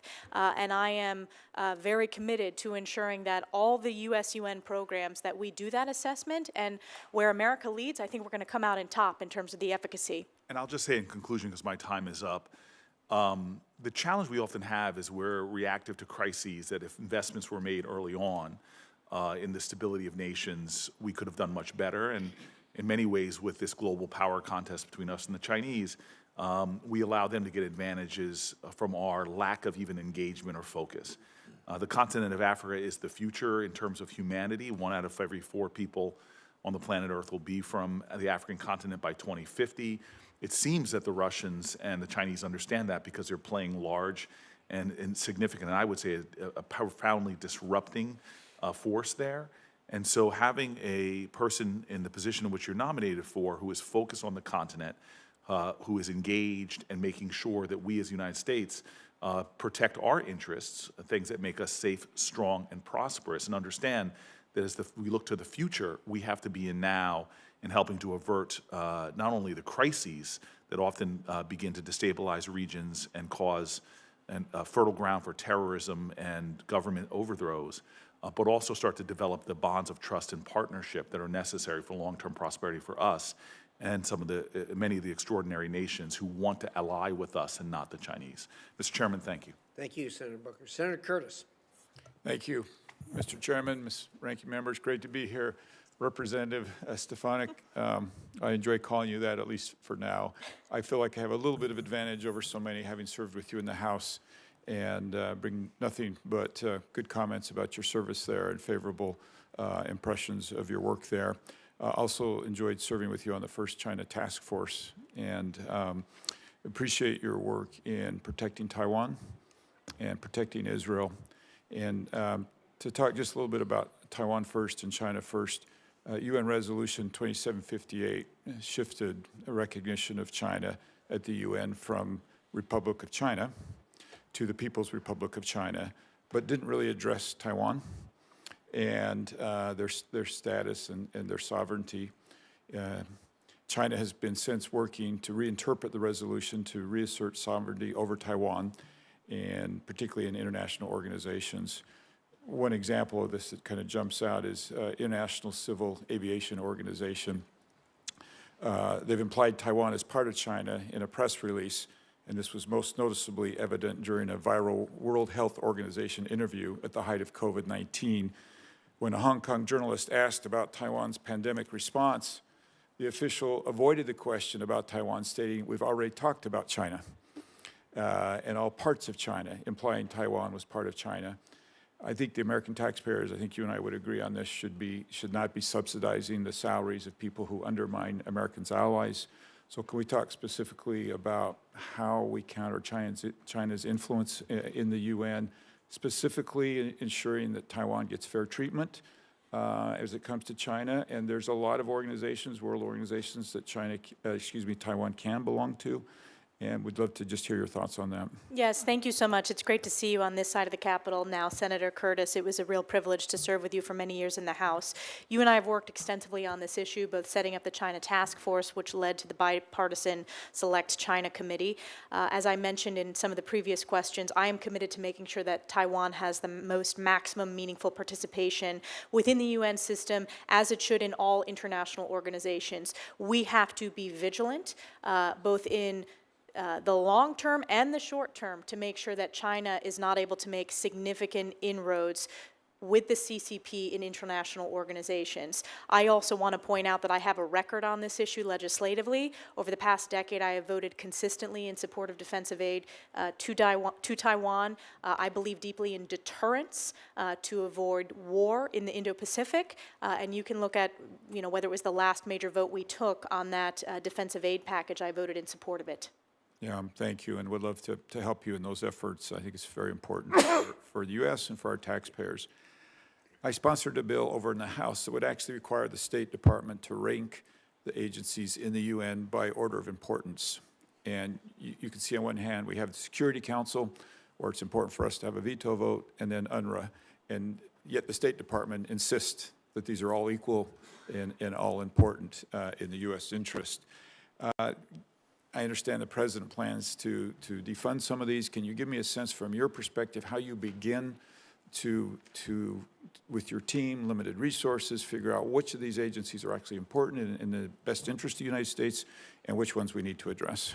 Thank you. We want to do a full assessment of all the UN sub-agencies and making sure that every dollar goes to support our American interests. As the U.S. ambassador, I believe that is my responsibility, to stand up and support the American people and President Trump's America First, Peace Through Strength. In terms of our assessment before as this confirmation process.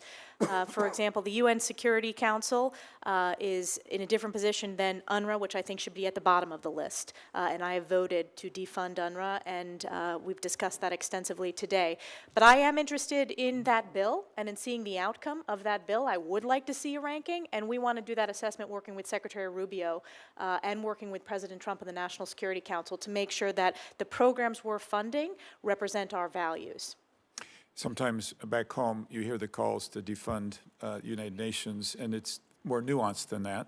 And so to the extent that we can better clarify which of these agencies are helpful and in the U.S. interest and which are not, I think would be terrific.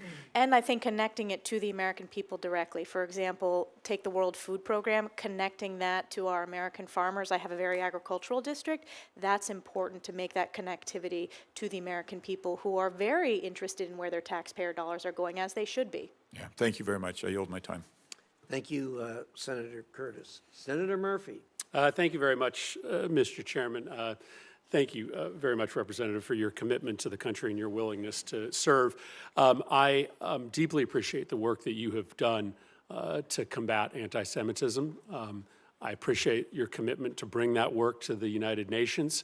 I think it is a cancer, both domestically and internationally.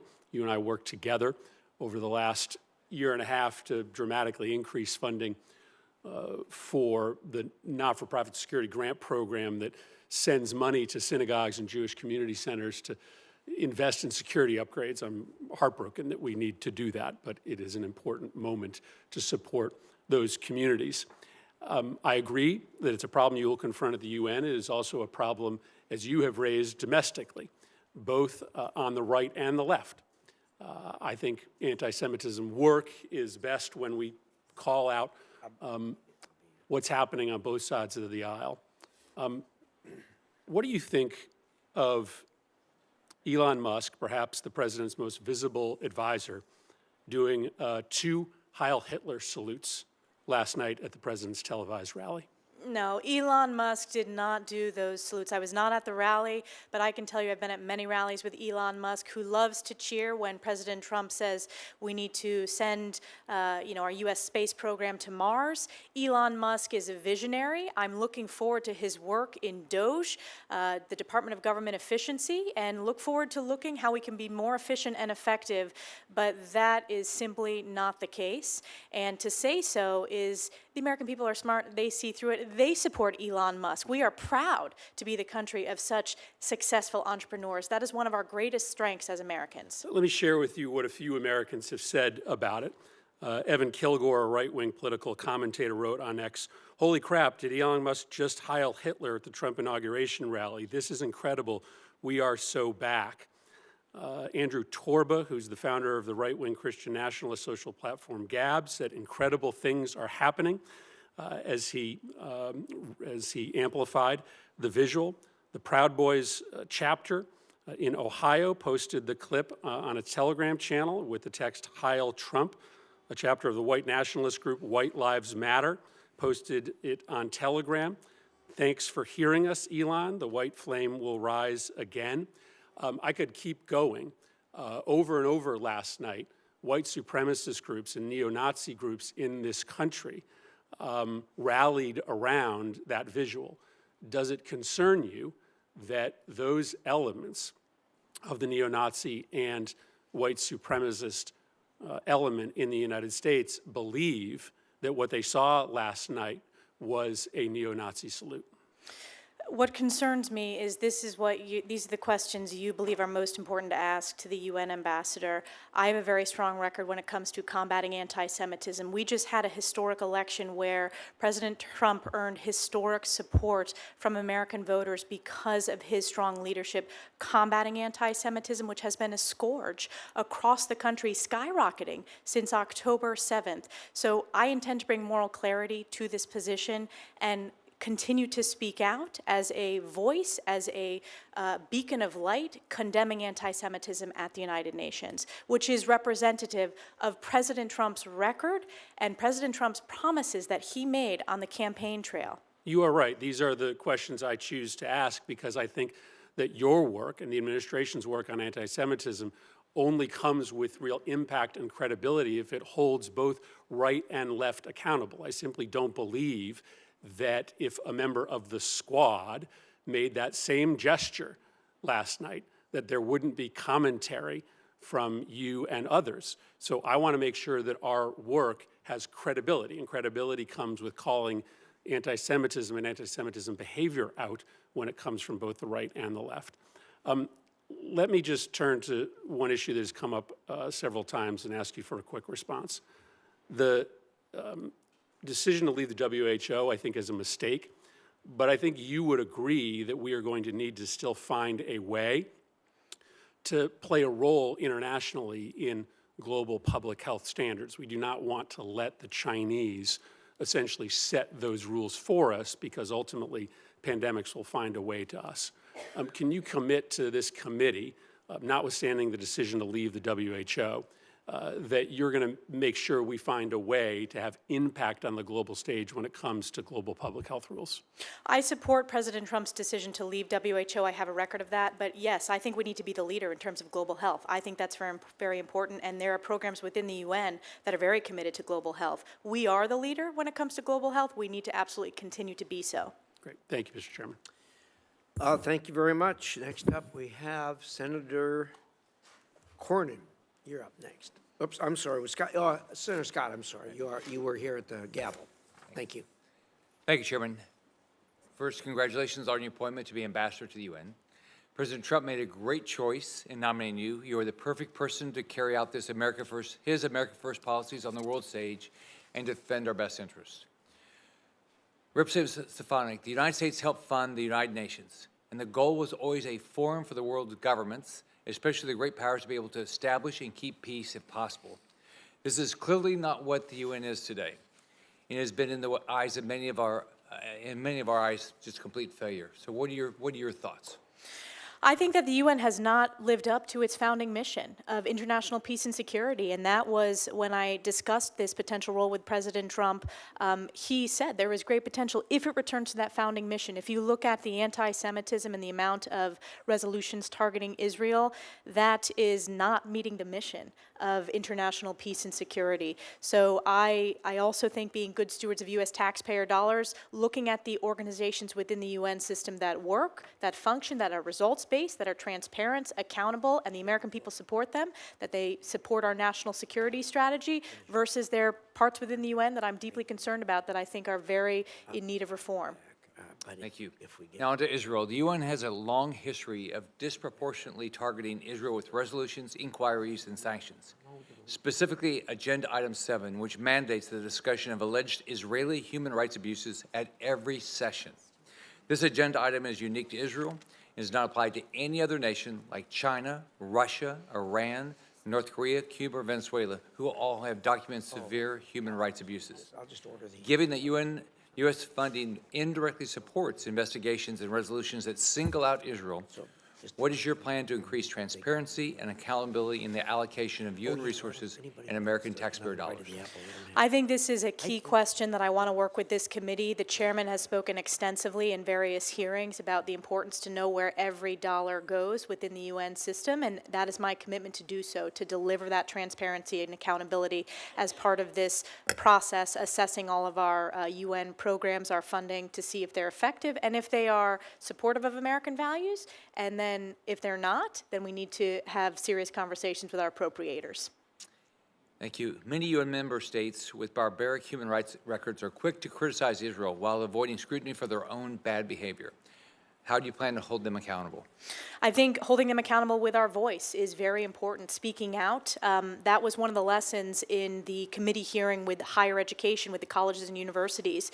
When you speak out with moral clarity, the world and the American people listen. We need to ensure we have that moral clarity with our U.S. ambassador to the United Nations every single day.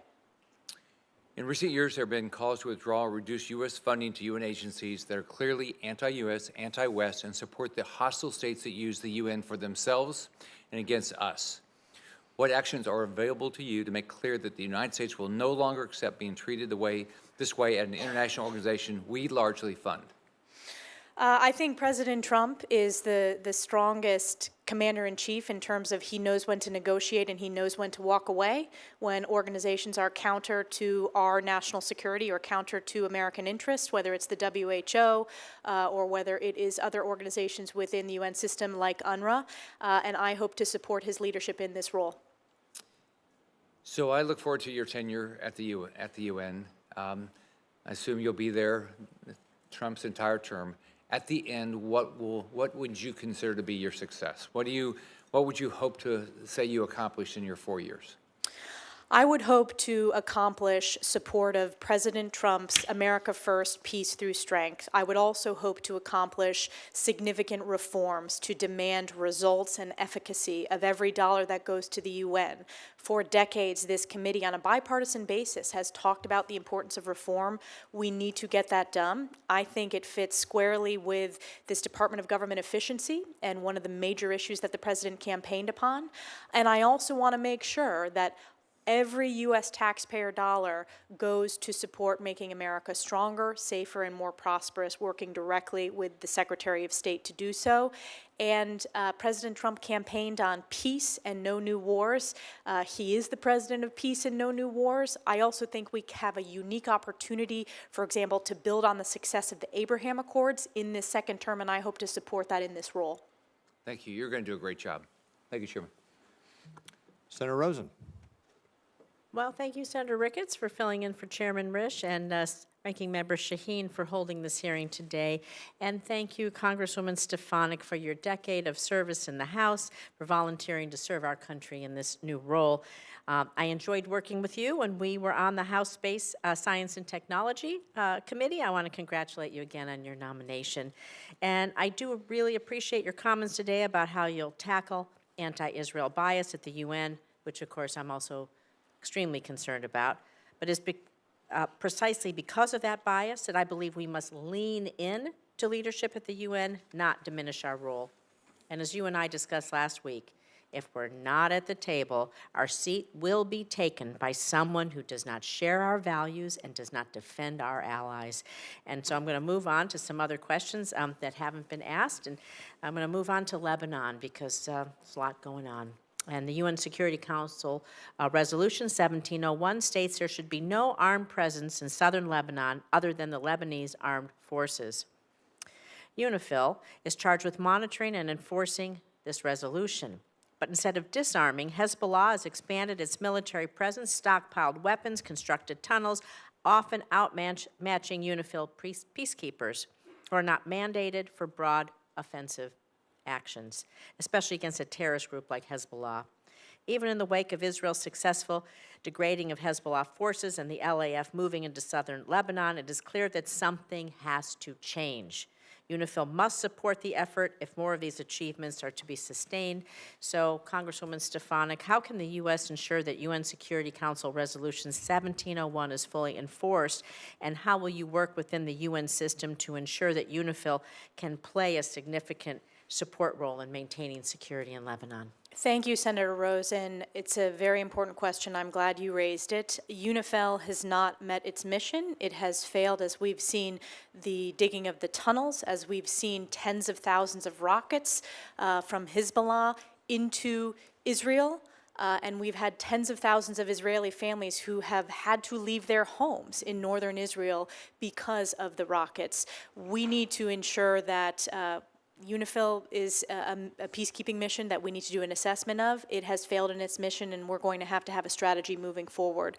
I do think this is an opportunity with the effective operations of Israel against Hezbollah and Hamas leadership to continue to build on that success, to not have these regime of terror continue to grow in those regions.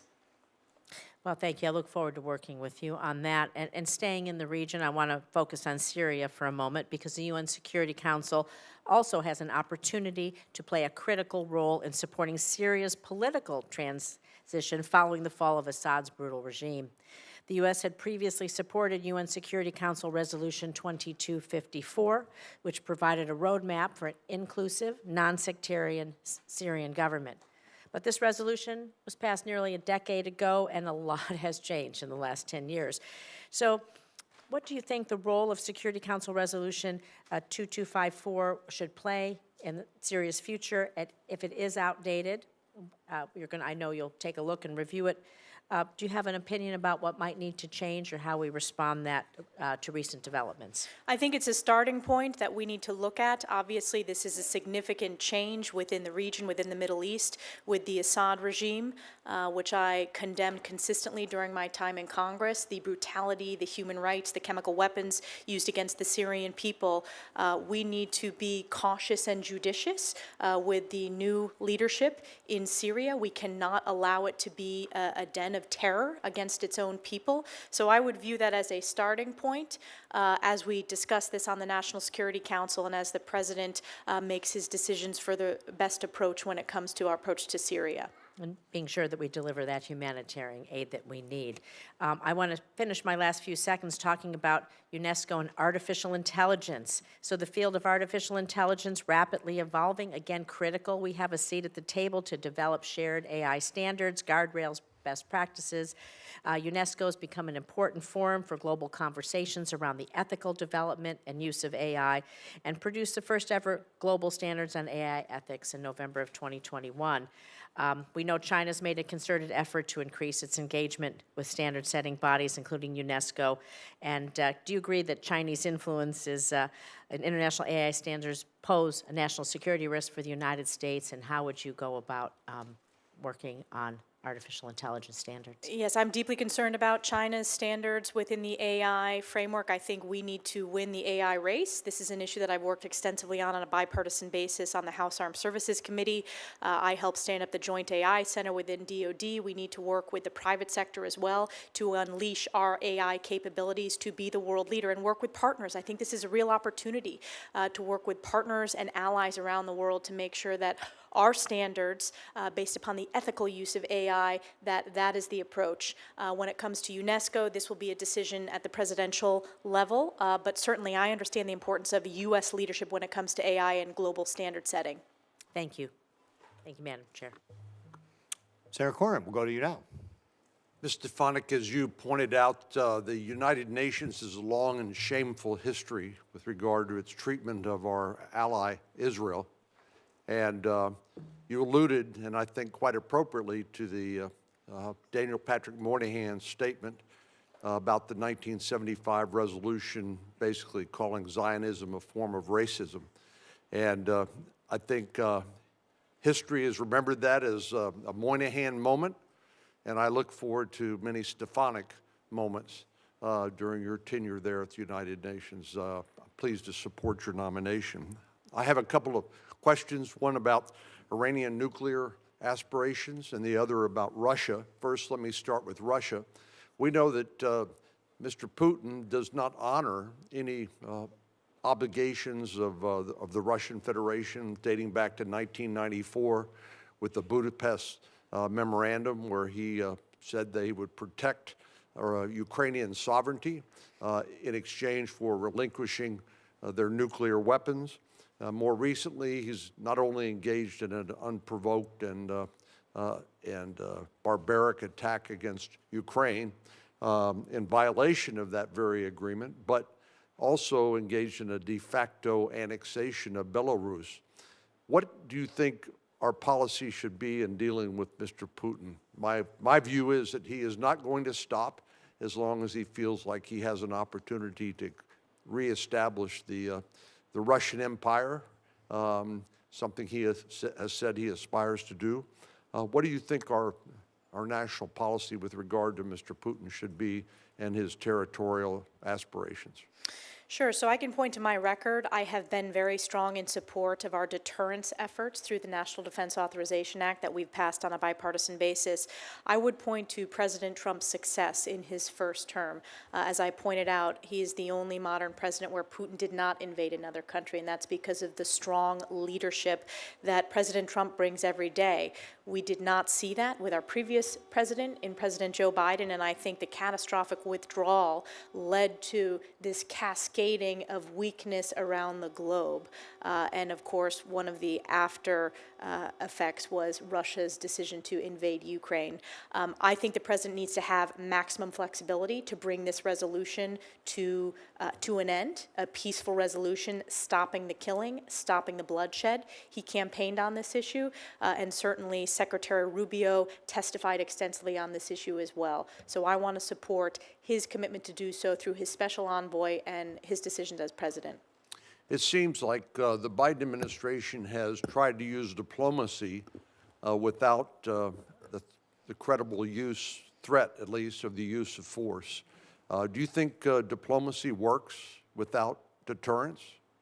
I think you need to have deterrence. I think deterrence is key. You're talking to a member who's been on the House Armed Services Committee, who's served on the House Intelligence Committee. I think deterrence is our strongest way to ensure that we have peace. I've been proud to help rebuild our U.S. military in the first term of President Trump when he signed the National Defense Authorization Act in my district at Fort Drum. So I'm a deep believer in deterrence. Diplomacy is very important as well. And that's one of the reasons why I think it's important that this position serve at the cabinet level. And I'm honored that the president nominated me to be in his cabinet in this position.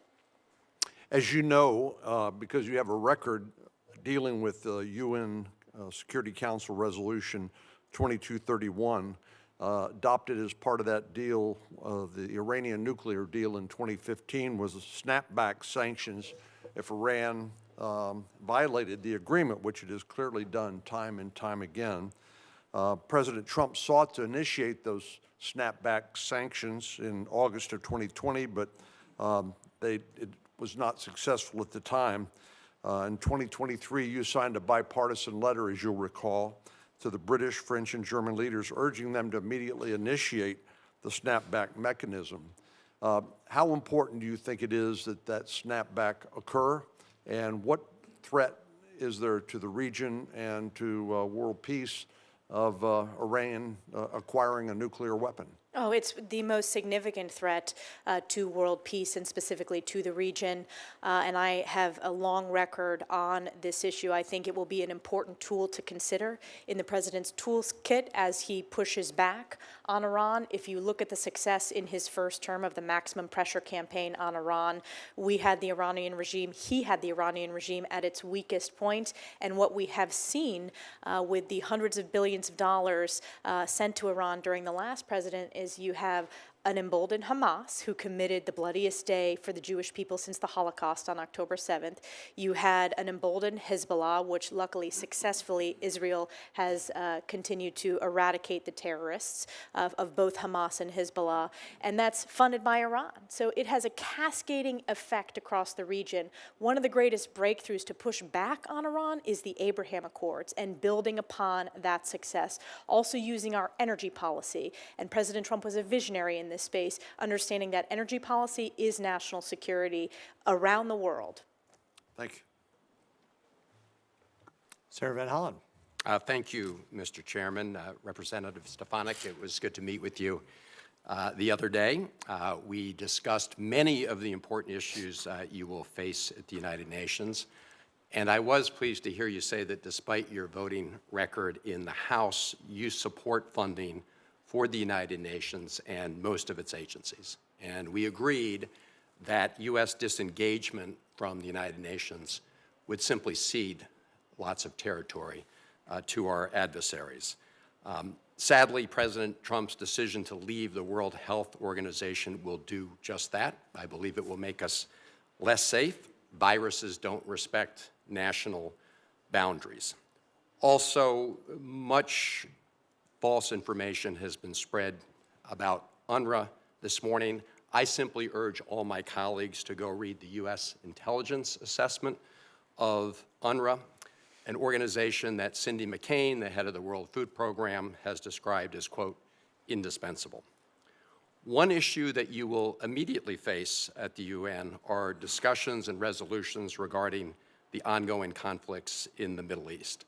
And I associate myself with Senator Rosen's comments about the importance of enforcing UN Security Resolution 1701, along with other UN Security Council resolutions.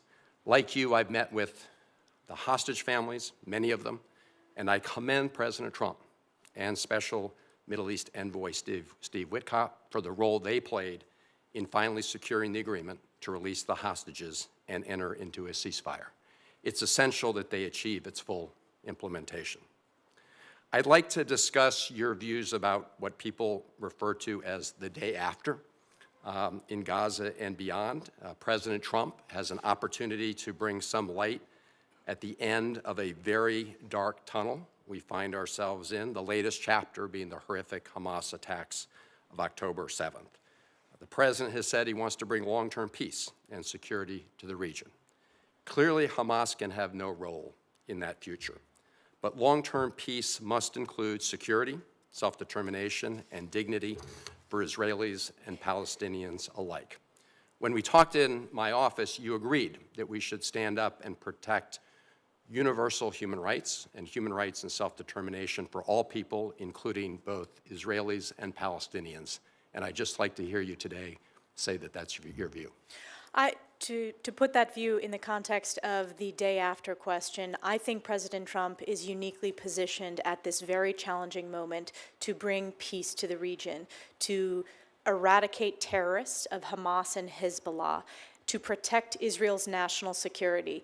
If you look at the failures, we've given billions of dollars, and this is just the bilateral aid to the Palestinians, and it has been abused by Hamas. Representative Stefanik, it was a very simple question. I'm just asking you if you agree with the statement that in order to achieve long-term peace and stability in the Middle East, that we have to secure the human rights and rights of self-determination for both Israelis and Palestinians. That's a yes or no? I support human rights for all, and I think it's a disgrace that Hamas and Hezbollah have stripped human rights of the Palestinian people, and we need to ensure that we are standing up for human rights, and Israel is standing up for human rights. It is a beacon of human rights in the region. We agree with that. I asked you in my office also about whether Palestinians have the right of self-determination. My understanding was you said yes. Do you have a different answer today? That was not the direct question that we discussed. I said the Palestinian people... You believe that Palestinians have the right of self-determination? I believe the Palestinian people deserve so much better than the failures that they've had from terrorist leadership. It's just a pretty simple question. And I believe we need peace in the region. Of course they deserve human rights. So... I want to ensure that, number one, we bring the hostages home.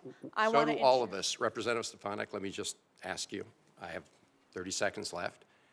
I'm rarely surprised by answers in my office, but I did ask you whether you subscribe to the views of Finance Minister Smotrich. Of who? I'm sorry, Finance. Smotrich, this is the Israeli Finance Minister Smotrich, and the former National Security Minister Ben-Gvir, who believe that Israel has a biblical right to the entire West Bank.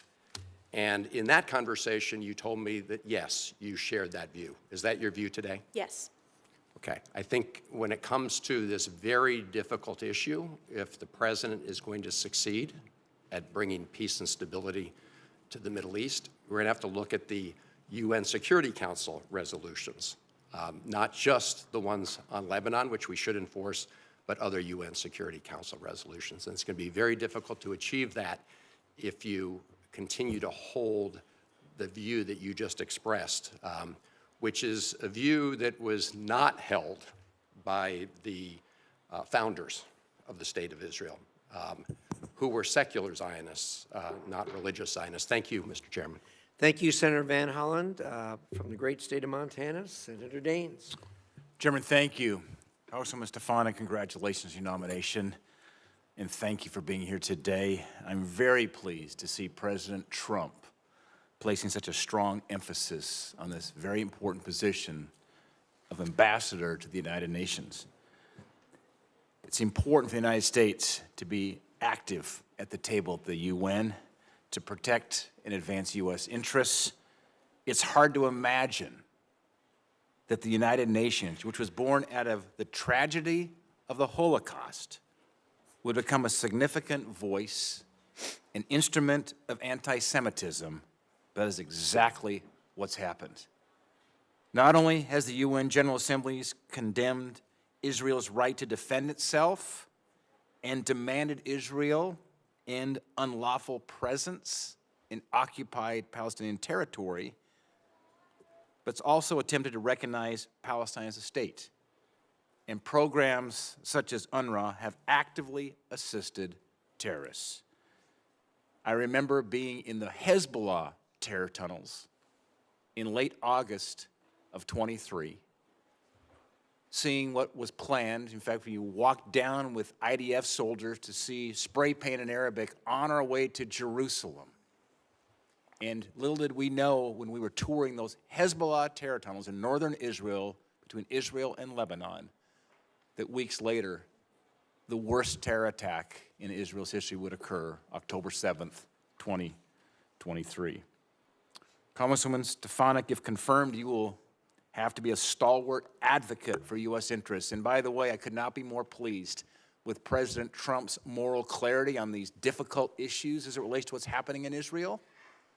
Secretary Rubio, great to see him sworn in today. You, as being our next ambassador to the United Nations, Ambassador Huckabee nominated for Israel. This will be a great team that has moral clarity on these difficult issues. You'll be a stalwart advocate for our interest among an organization that continually advocates against American values, despite existing only because the United States financial contributions to its budget. Congresswoman Stefanik, the UN has had no greater demonstration of their ineffectiveness than its failure to prevent Iran from advocating their nuclear weapons program. In your opinion, how could the United States, as a member of the Security Council, encourage the UN to take actions to curb the advancements of Iran's nuclear program? I think this is related to the question by Senator Cornyn, consideration of snapback sanctions, continuing to be a strong voice, pushing back against Iran, supporting the president's maximum pressure campaign, which was so successful in the first term, that we will see a continuation of in this term. And I think that is also the critical step to take to stop the axis of terror in the region, as Iran is the #1 funder of Hamas and Hezbollah and the Houthis, which is destabilizing the region. I also think building on the success of the Abraham Accords, I mentioned this earlier in the hearing, we have an Abraham Accords caucus here, starting an Abraham Accords caucus in the United Nations with countries who understand the importance of bringing peace and normalization to the region. You know, I remember that visit in late August, my last trip to Israel since the attacks, but meeting with Bibi Netanyahu, the optimism coming off the Abraham Accords with the possibly restoring normalized relations between Saudi Arabia and Israel, there was great hope and optimism, of course, shattered, not by the Israelis, but by this horrible terror attack by Hamas.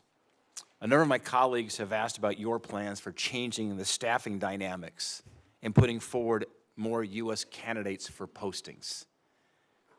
Congresswoman, I'm very supportive of this, but how do you plan to push back against individuals like the Secretary General who lowered flags to half-staff for the butcher of Tehran, their late president?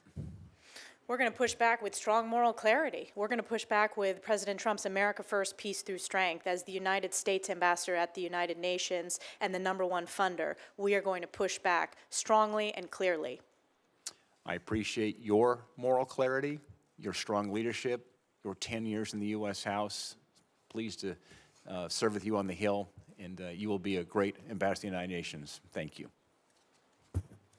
Thank you very much. Senator Barrasso. Thanks so much, Mr. Chairman. Congresswoman Stefanik, congratulations. I believe you're going to be terrific. A couple of things I wanted to talk to you about. Israel has continually been subjected to biased resolutions and politically motivated investigations at the United Nations.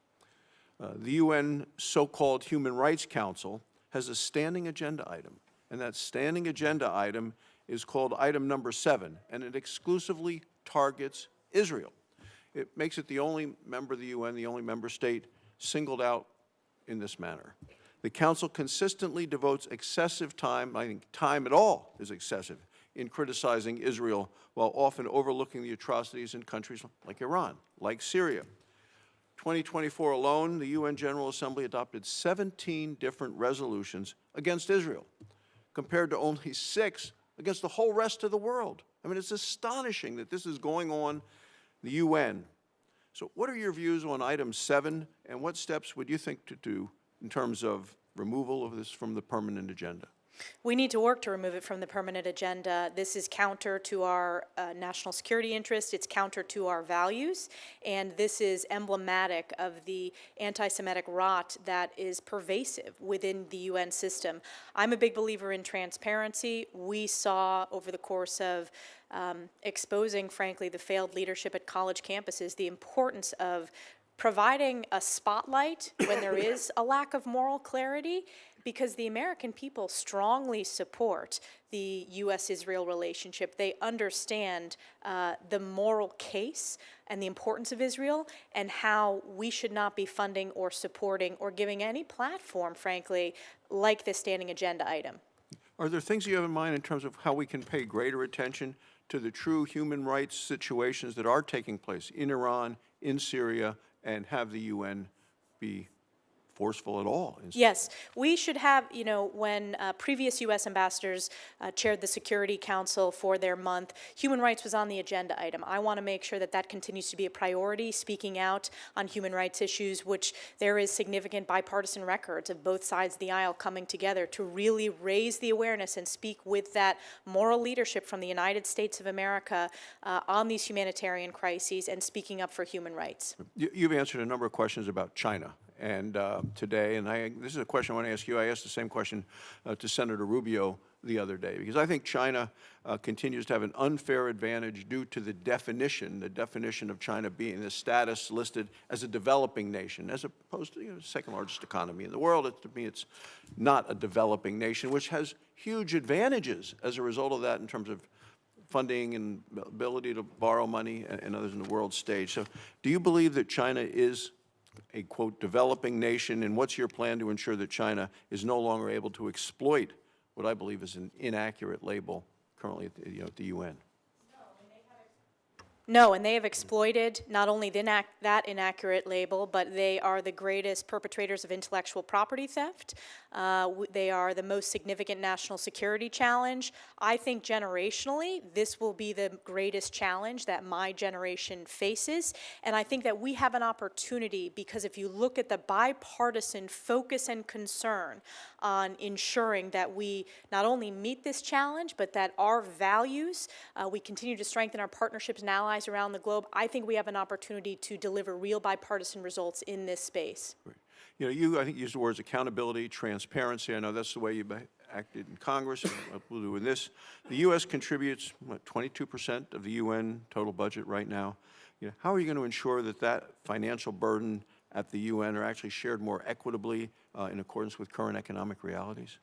Well, first of all, working directly with members of the House and the Senate, with our oversight members and specifically the appropriators, is very important. I think, as I discussed, doing an assessment of all of our funds, ensuring that we're being good stewards of U.S. taxpayer dollars, that we're looking at results-based entities within the UN system, organizations that support American interest, America first, peace through strength, and working with our national security team to do so. I want to provide this committee with full transparency about where every dollar is going within the UN system, which, frankly, this committee has not gotten before, and we deserve that as good stewards of U.S. taxpayer dollars.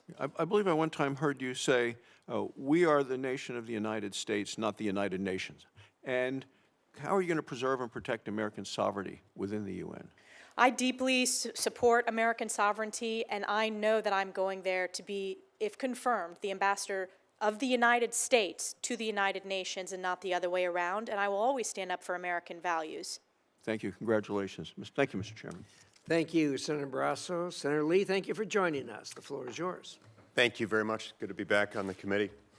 Representative Stefanik, congratulations on your nomination. You know, to start off with, I'll say that I've made no secret about the fact that I've got a healthy degree of skepticism about the United Nations. In fact, I've introduced a bill to defund it. But I believe you're properly equipped and prepared to handle the challenges within the United Nations between now and whenever we might have the wisdom to defund it, should that occur. And look forward to working with you on that and on your efforts to reform it from within during your time, should you be confirmed. Now, the United States is one out of 193 member states belonging to the United Nations. In this setting, the U.S. will obviously need to engage with allies and bring about any needful, proper reforms within the UN. Who do you consider our best allies within the UN system?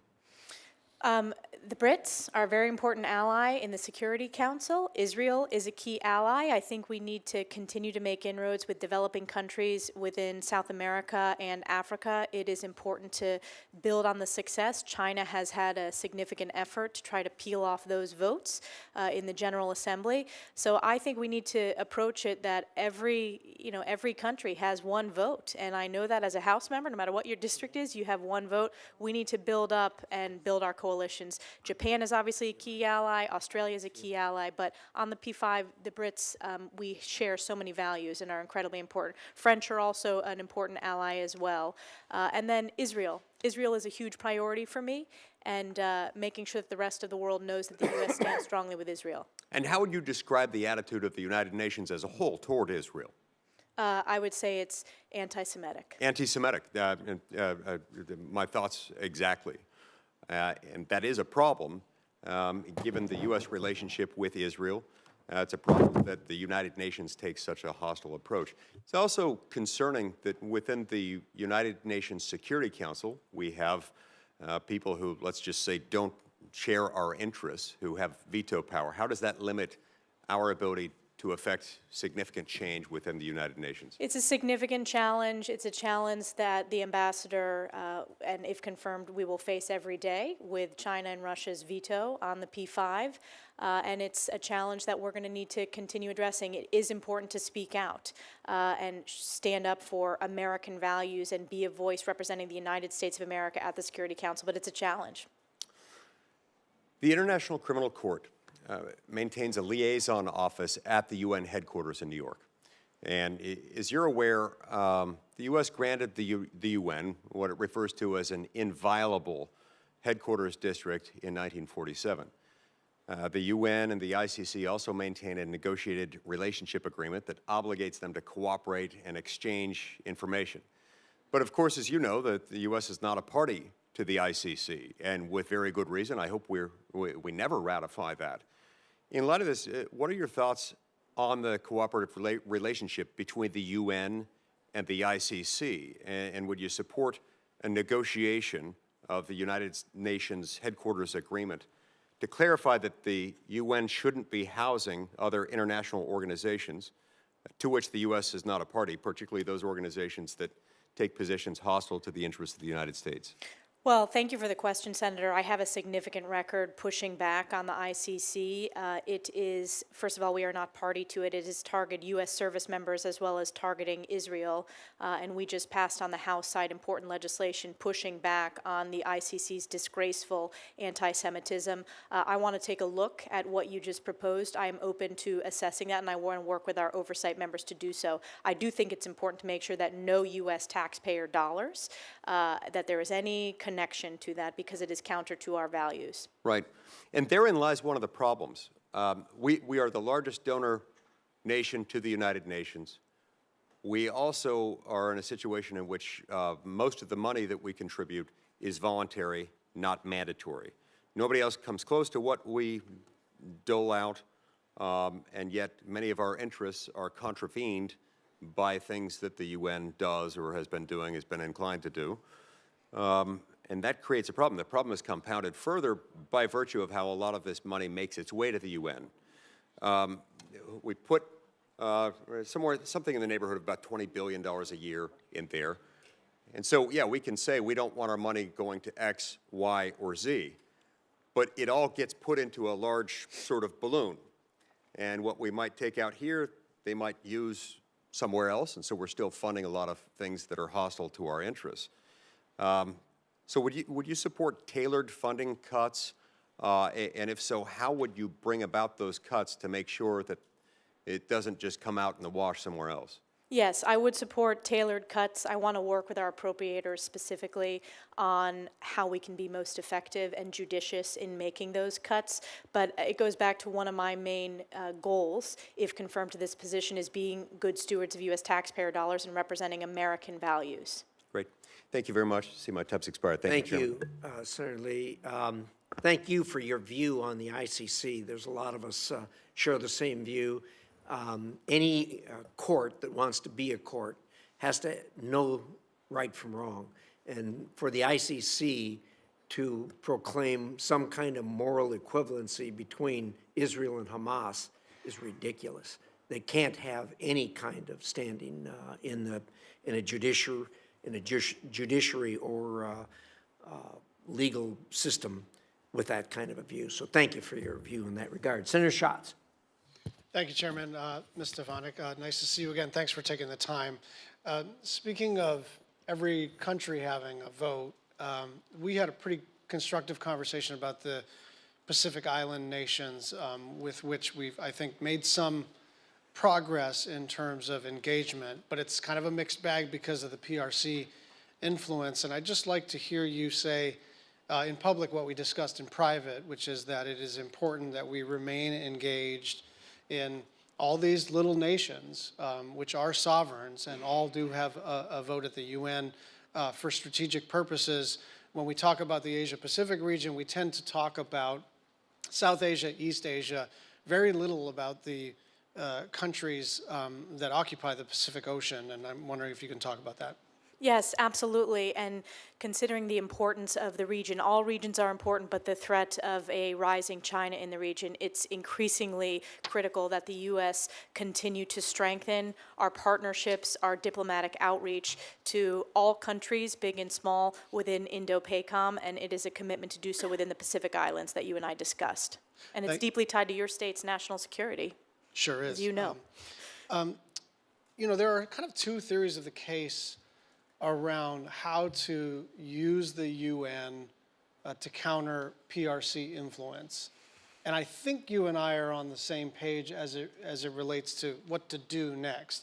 My own judgment, and then you can tell me if you agree with this, is that to the degree and extent that we want to engage in muscular diplomacy, muscular foreign policy, muscular defense policy, it is not actually in our interests to recede away from all these UN bodies. And obviously Senator Lee and I probably disagree about the UN itself and some of the policies that it's made.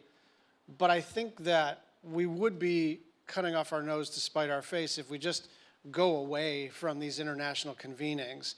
And so, because China is not going away, they are trying to run the meetings. And to the extent that we withdraw, I know WHO is a done deal. I know Paris is a done deal. Fair enough.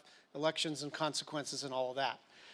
But I am worried that we're going to just get out of the room and then relegate ourselves to observer status and then wonder why we're losing the battle in the room. And I just want to know if you are committed to staying in those rooms, to fighting for American priorities and values, rather than sort of taking your marbles and going home.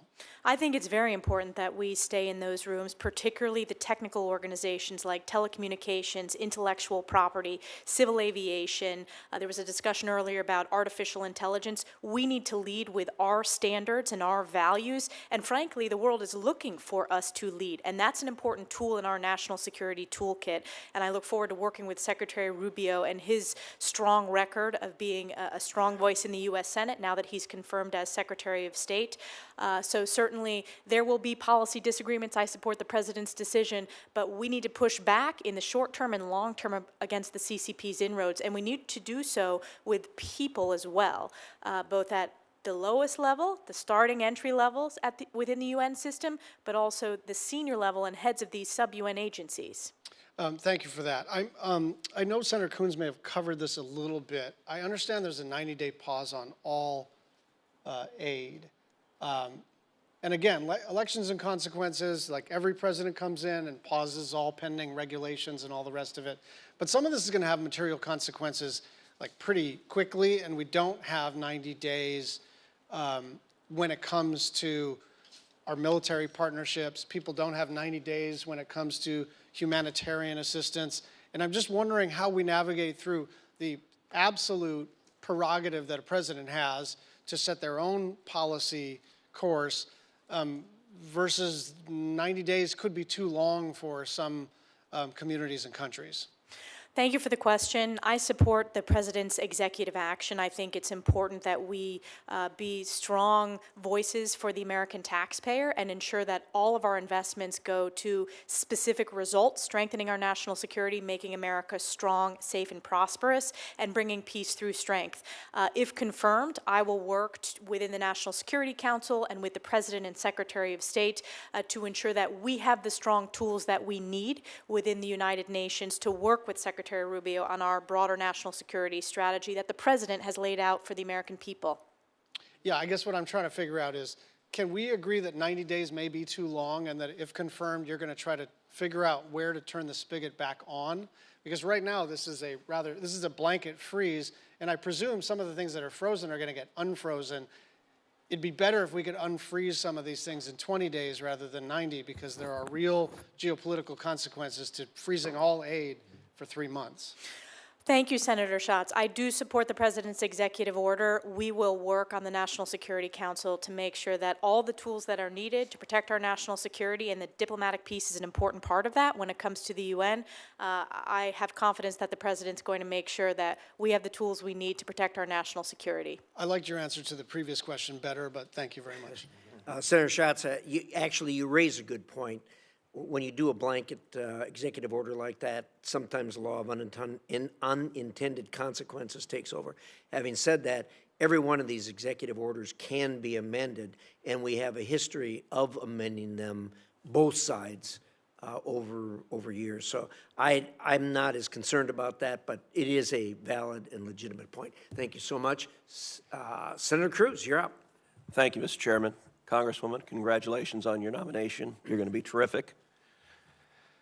I want to go back to a topic you discussed with Senator Cornyn. I want to focus on Iran's push to build a nuclear arsenal, which poses, I think, the most immediate and acute threat to American national security. When the Ayatollah chants death to America, he means it. And I believe he would absolutely detonate a nuclear weapon over an American city if he could. The Trump administration got Iran's nuclear program in a box and kept it there. President Trump withdrew from the catastrophic Obama-Iran nuclear deal in 2018. He imposed maximum pressure in 2019. He invoked the UN snapback mechanism in the UN Security Council, Resolution 2231, to reimpose international sanctions in 2020. For that entire time, Iran was deterred from making significant advances on their nuclear program. They did not even enrich uranium above 5%, or Cascade advanced centrifuges. Starting in November 2020, the Iranian regime gambled that it could start rushing to a nuclear arsenal, and the incoming Biden administration would let them. Unfortunately, that proved correct.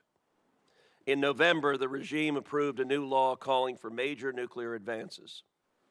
In January, they started enriching at 20% at Fordow, the underground enrichment bunker built into a mountain that the Obama-Iran nuclear deal left open. The incoming Biden administration responded with appeasement. In February, immediately after being inaugurated, they rushed to the UN to rescind President Trump's snapback, again allowing international sanctions to expire. For the next 4 years, the administration continually dismantled pressure on the regime and refused to impose sanctions. We know the result. Today, the Ayatollah has achieved a nuclear breakout time of 0. We now face the very real possibility of an Iranian nuclear arsenal. I do not believe that this is a threat the U.S. can tolerate, and I'm confident that both the President and Secretary of State Rubio agree. I asked Secretary of State Rubio whether he intends to go to the United Nations and again trigger the snapback mechanism as a part of his written testimony to this committee. Here was Secretary Rubio's response, quote, "I believe it is in our national security interest for the UN Security Council to snap back the sanctions that were suspended under the JCPOA. I will execute the President's guidance and work with our allies to ensure that snapback takes place." First, do you agree with Secretary Rubio's assessment that it is in the national security interest of the United States to snap back those sanctions? Yes. Talk about how you would execute a strategy to do so, either unilaterally or working with allies. We will have to, that will be a strategy that I develop with the National Security Council in tandem with Secretary Rubio and President Trump to work with our allies within the United Nations, within the Security Council, and there are allies that are already considering this and looking at it, and that has been publicly reported. But obviously, pushing back on Iran is a top priority. It was a success during President Trump's first term, and we've seen the catastrophic results in loss of life during the previous 4 years when you have had an emboldened Iran that has led to directly the October 7th terrorist attack against Israel and Hezbollah firing tens of thousands of rockets against Israeli civilians. Let's move to another topic. You and I talked about the deep rot in the United Nations when it comes to supporting terrorism against America and our allies, especially Israel. As you discussed with Senator McCormick, UNRWA has for decades provided material support for Hamas and other terrorist groups in Gaza. The World Health Organization has also been deeply complicit in the use of hospitals by Hamas for terrorist activities, including for the holding of hostages. The complicity of these organizations deepened after October 7th. The Biden administration embraced UNRWA and the World Health Organization. Congress prohibited the Biden administration from funding UNRWA, but the administration officials circumvented that prohibition by using UNRWA infrastructure. Yesterday, the President rightly and immediately withdrew our participation from them. I think that was a critical first step, but the next step is to enable American citizens to hold these organizations accountable. We currently have a very odd legal environment where these organizations enjoy more sovereign immunity than states, and thus are shielded from accountability. Last Congress, I introduced the Liable Act and was joined by 4 current members of this committee, including, as well as, Secretary of State Rubio. The bill will allow American victims of terrorism and their family to sue international organizations that support terrorism against this. I will soon reintroduce it in this Congress. What is your understanding of the role these organizations have played in facilitating terrorism against Americans, Israelis, and our allies? Well, UNRWA, there were individuals in UNRWA who participated, who executed and committed terrorist acts against Israel on October 7th. Sinwar, the leader of Hamas, carried an UNRWA passport. You had a Hamas data center under UNRWA headquarters. So the rot is deep. Congress made the right decision. I was proud to be one of the leaders when it came to defunding UNRWA, and I am committed to holding them accountable and working with the U.S. Senate and the U.S. House and the President if that legislation passes. Terrific. Thank you. Thank you, Senator Cruz. Senator Duckworth.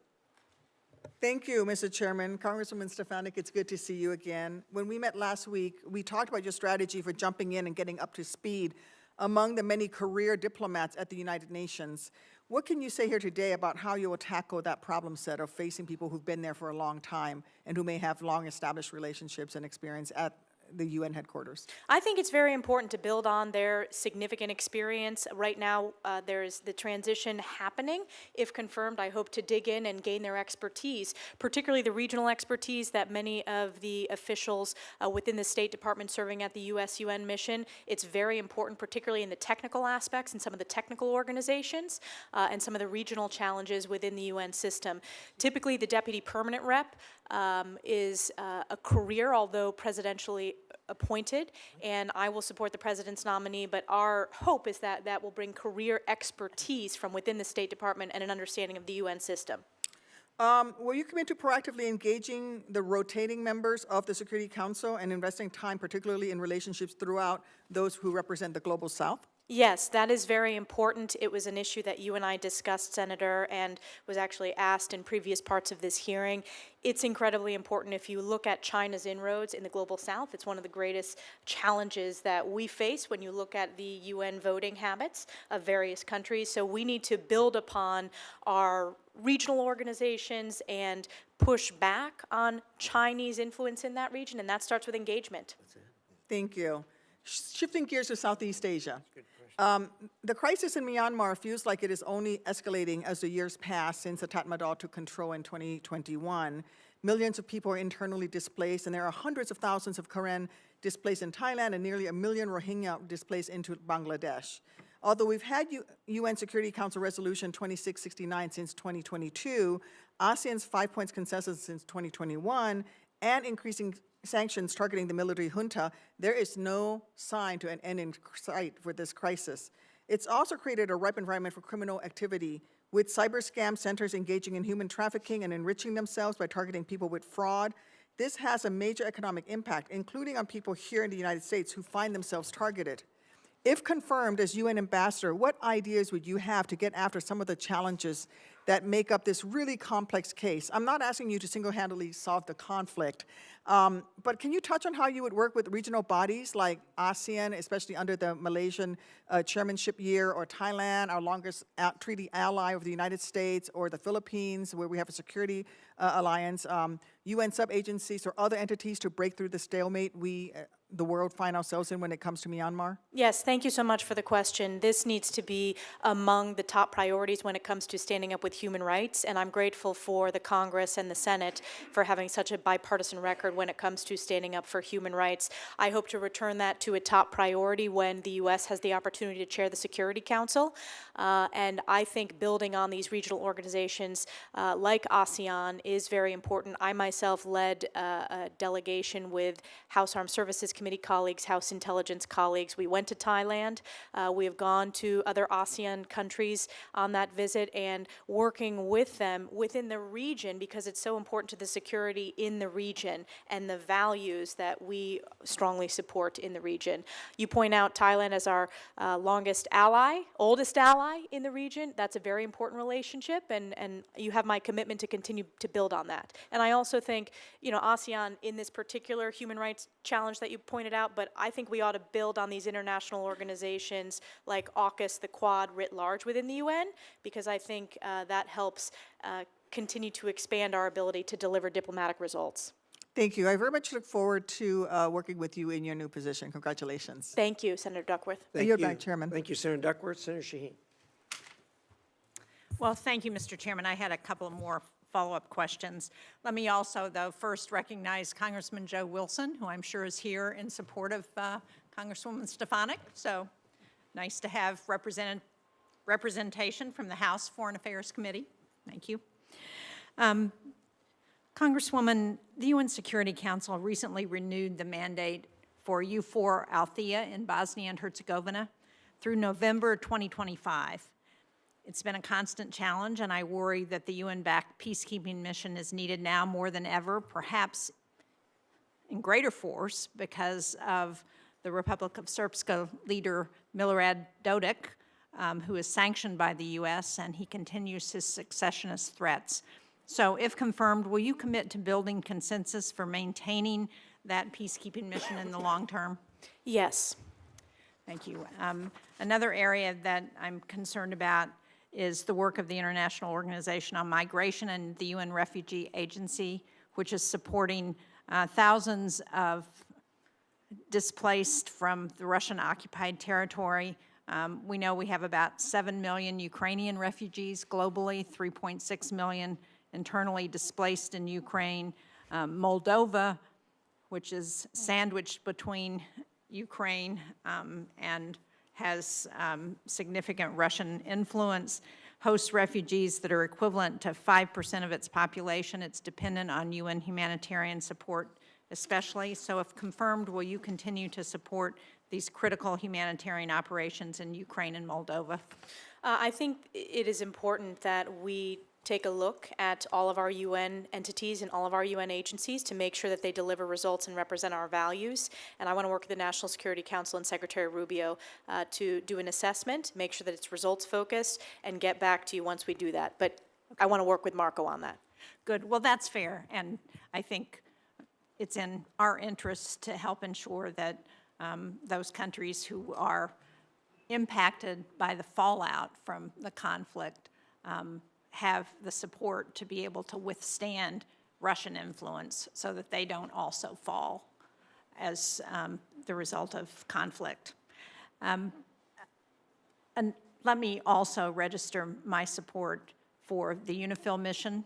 Again, I think it's one that we need to examine and see how we ensure that they continue to be a strong bulwark against Hezbollah and what's happening in Lebanon. But we need to ensure that there is somebody there to address the peacekeeping that needs to continue now as the result of Lebanon has actually made some real progress in getting a president in place and a prime minister who are outside of the influence of Hezbollah. I think anything we can do to ensure that continues is really important. With that said, I also want to go back to Syria because you talked a little bit about the concern about HTS and what they will continue to do in Syria has come up in the questioning. The fall of Assad probably dealt as big a blow to Iran and Russia as anything that's happened in the Middle East in recent years. And I think it's important for us to think about how we fill that vacuum, because if we don't, or if those people who support freedom, support the opportunity for self-determination for the Syrian people, then we know that Iran and Russia and other players will come back in to the region. So can you talk a little bit about how you think we can ensure that humanitarian aid continues to get through into Syria and that the UN can engage to ensure that we don't have our adversaries filling that vacuum? I'm deeply concerned about our adversaries filling that vacuum. I also think that it's important that we continue to ensure that there is not another reign, frankly, of terror against the Syrian people. It's a very complex, there are open questions, and I want to work with Secretary Rubio and President Trump to ensure we have a real verification process. Go back to Reagan, trust but verify. I think that's really, really important before I make any commitments here today. And certainly I'm not going to get ahead of the president. There is no question that Assad's fall is a major blow to Iran, and it is an opportunity in the region for a people that have been human rights abuse, have been slaughtered by the Assad regime, the use of chemical weapons, and that's over the course while I've been in Congress as we've pushed back, and I credit President Trump for his effective military response to when Assad used chemical weapons. So I think I will commit to this committee that I'm going to work with the National Security Council, but will support the president's approach in a very unique and this moment in time where there's real opportunity, but we want to make sure that there's not terror. I appreciate that, and I look forward to working with you. And again, I think time is of the essence here, and we don't have a lot of time to look at what the options are before our adversaries move in. Thank you. Thank you. Good point, Senator Shaheen. Anything else for the good of the order? One very brief follow-up, Senator. Just wanted to ask you, what do you see as your most important lever or levers within the United Nations, should you be confirmed as our ambassador to the UN? What are your most important levers to wield authority to bring about reform?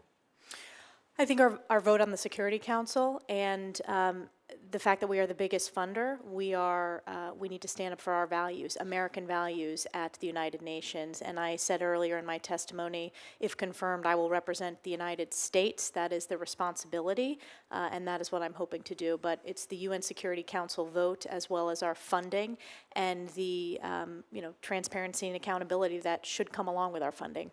Great. Thank you so much. Thank you, Chairman. Thank you, Senator Duckworth, you had a follow-up. Yes, thank you. Just one question, Congressman Stefanik. It's really about the rights of persons with disabilities and people with disabilities around the world. I think the United States is in a very unique position to lead, and I think this is a place where you can work with other nations at the United Nations when it comes to issues that persons with disabilities face around the world, discrimination and the like. We still are dealing with unexploded ordinances from the Vietnam War in places like Laos and Vietnam and Cambodia. Have you thought a little bit about what work you would do when it comes for the issue of persons with disabilities in your role as our UN ambassador? Absolutely, Senator, and I thank you for your leadership on this issue, working with so many senators across the aisle. I think it's a very important way that America can lead when it comes to human rights and human dignity, and I hope to bring that leadership, and I know that Secretary Rubio, during his testimony, committed to that as well from the State Department approach, so I hope to be a strong partner in doing so. Thank you. I yield back, Mr. Chairman. Thank you very much.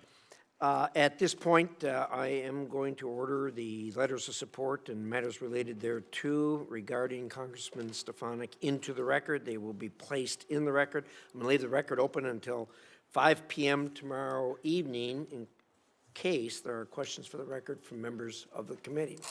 So with that, our thanks to you. Thank you for spending the time with us here today. And unless there's anything else for the good of the order, committee is adjourned.